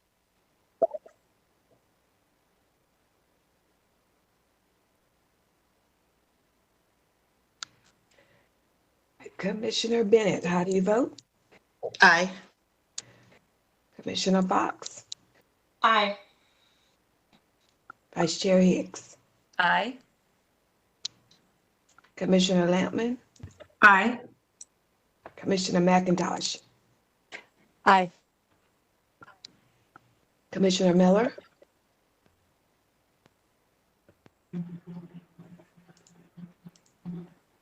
Commissioner O'Haver? Aye. Commissioner Winters? Aye. Commissioner Mann? Yeah, I think you got a problem with me today. Second time. Aye. No problem. Thank you. Okay. Okay, that is unanimous and it passes. So I think we've bumped up against our 30-minute extension to our normal time. I just want to say, thank you to the applicants who are being extremely patient in this new digital environment, and also with the process for discussing and passing and voting on the Downtown South project, which did take quite a bit of time on the Planning Commission. And I believe this is our last meeting for this year, and we will meet again in January, January 12th. Mr. York. Real quickly before you guys adjourn, there was an item on the consent agenda, the 24-month waiver request. The way it was discussed and presented by the chair is different than what was written up in the agenda. And I want to confirm that the vote for the consent agenda was in fact a vote to approve the 24-month waiver request and not to put it on a future agenda. I just want to clarify because the discussion differed from the recommended action in the agenda. I wanted to make sure what the intent of the Planning Commission was. Could we show our agreement by show of hands? Yeah, if someone just make a quick motion to approve the waiver and then raise your hand, I think that'll be fine. I move to approve the waiver. Do I have a second? Commissioner Mann? And then by show of hands, if you are in favor, hold your hand up. And if you are opposed, hold your hand up. Okay, Commissioner McIntosh, do you want to give any statement as to why? I will admit I don't know anything about the case, but having been a neighbor of multiple rezonings, I know that it takes a lot of time for neighbors to learn about rezonings, and I don't know what the situation is at this location, but if there was a rezoning fight by neighbors, I think it would be unfair for them to have to immediately turn around and fight another rezoning if that is the case. And I have no idea what the condition is, but. Thank you. Okay, so it passes 8-1 with Commissioner McIntosh opposed. Okay, I just want to remind everyone that we have a special meeting Thursday, December 10th at 11 on equity. And I look forward to seeing everybody there. Commissioner O'Haver. Has that invite come out yet? Because I can't find that. Have y'all received that invite, or can someone resend that to me? Because I was No invites have gone out yet. Oh, okay. I saw Commissioner Winter shaking her head, so I thought maybe I missed it. I apologize. I thought you meant like the notice of it. So I apologize Oh, no, for my yeah, the confusion. invite. Yes, ma'am. All Great, right. thank you. Thank you for that clarification. And if there's no further comment, we are adjourned. Bye-bye.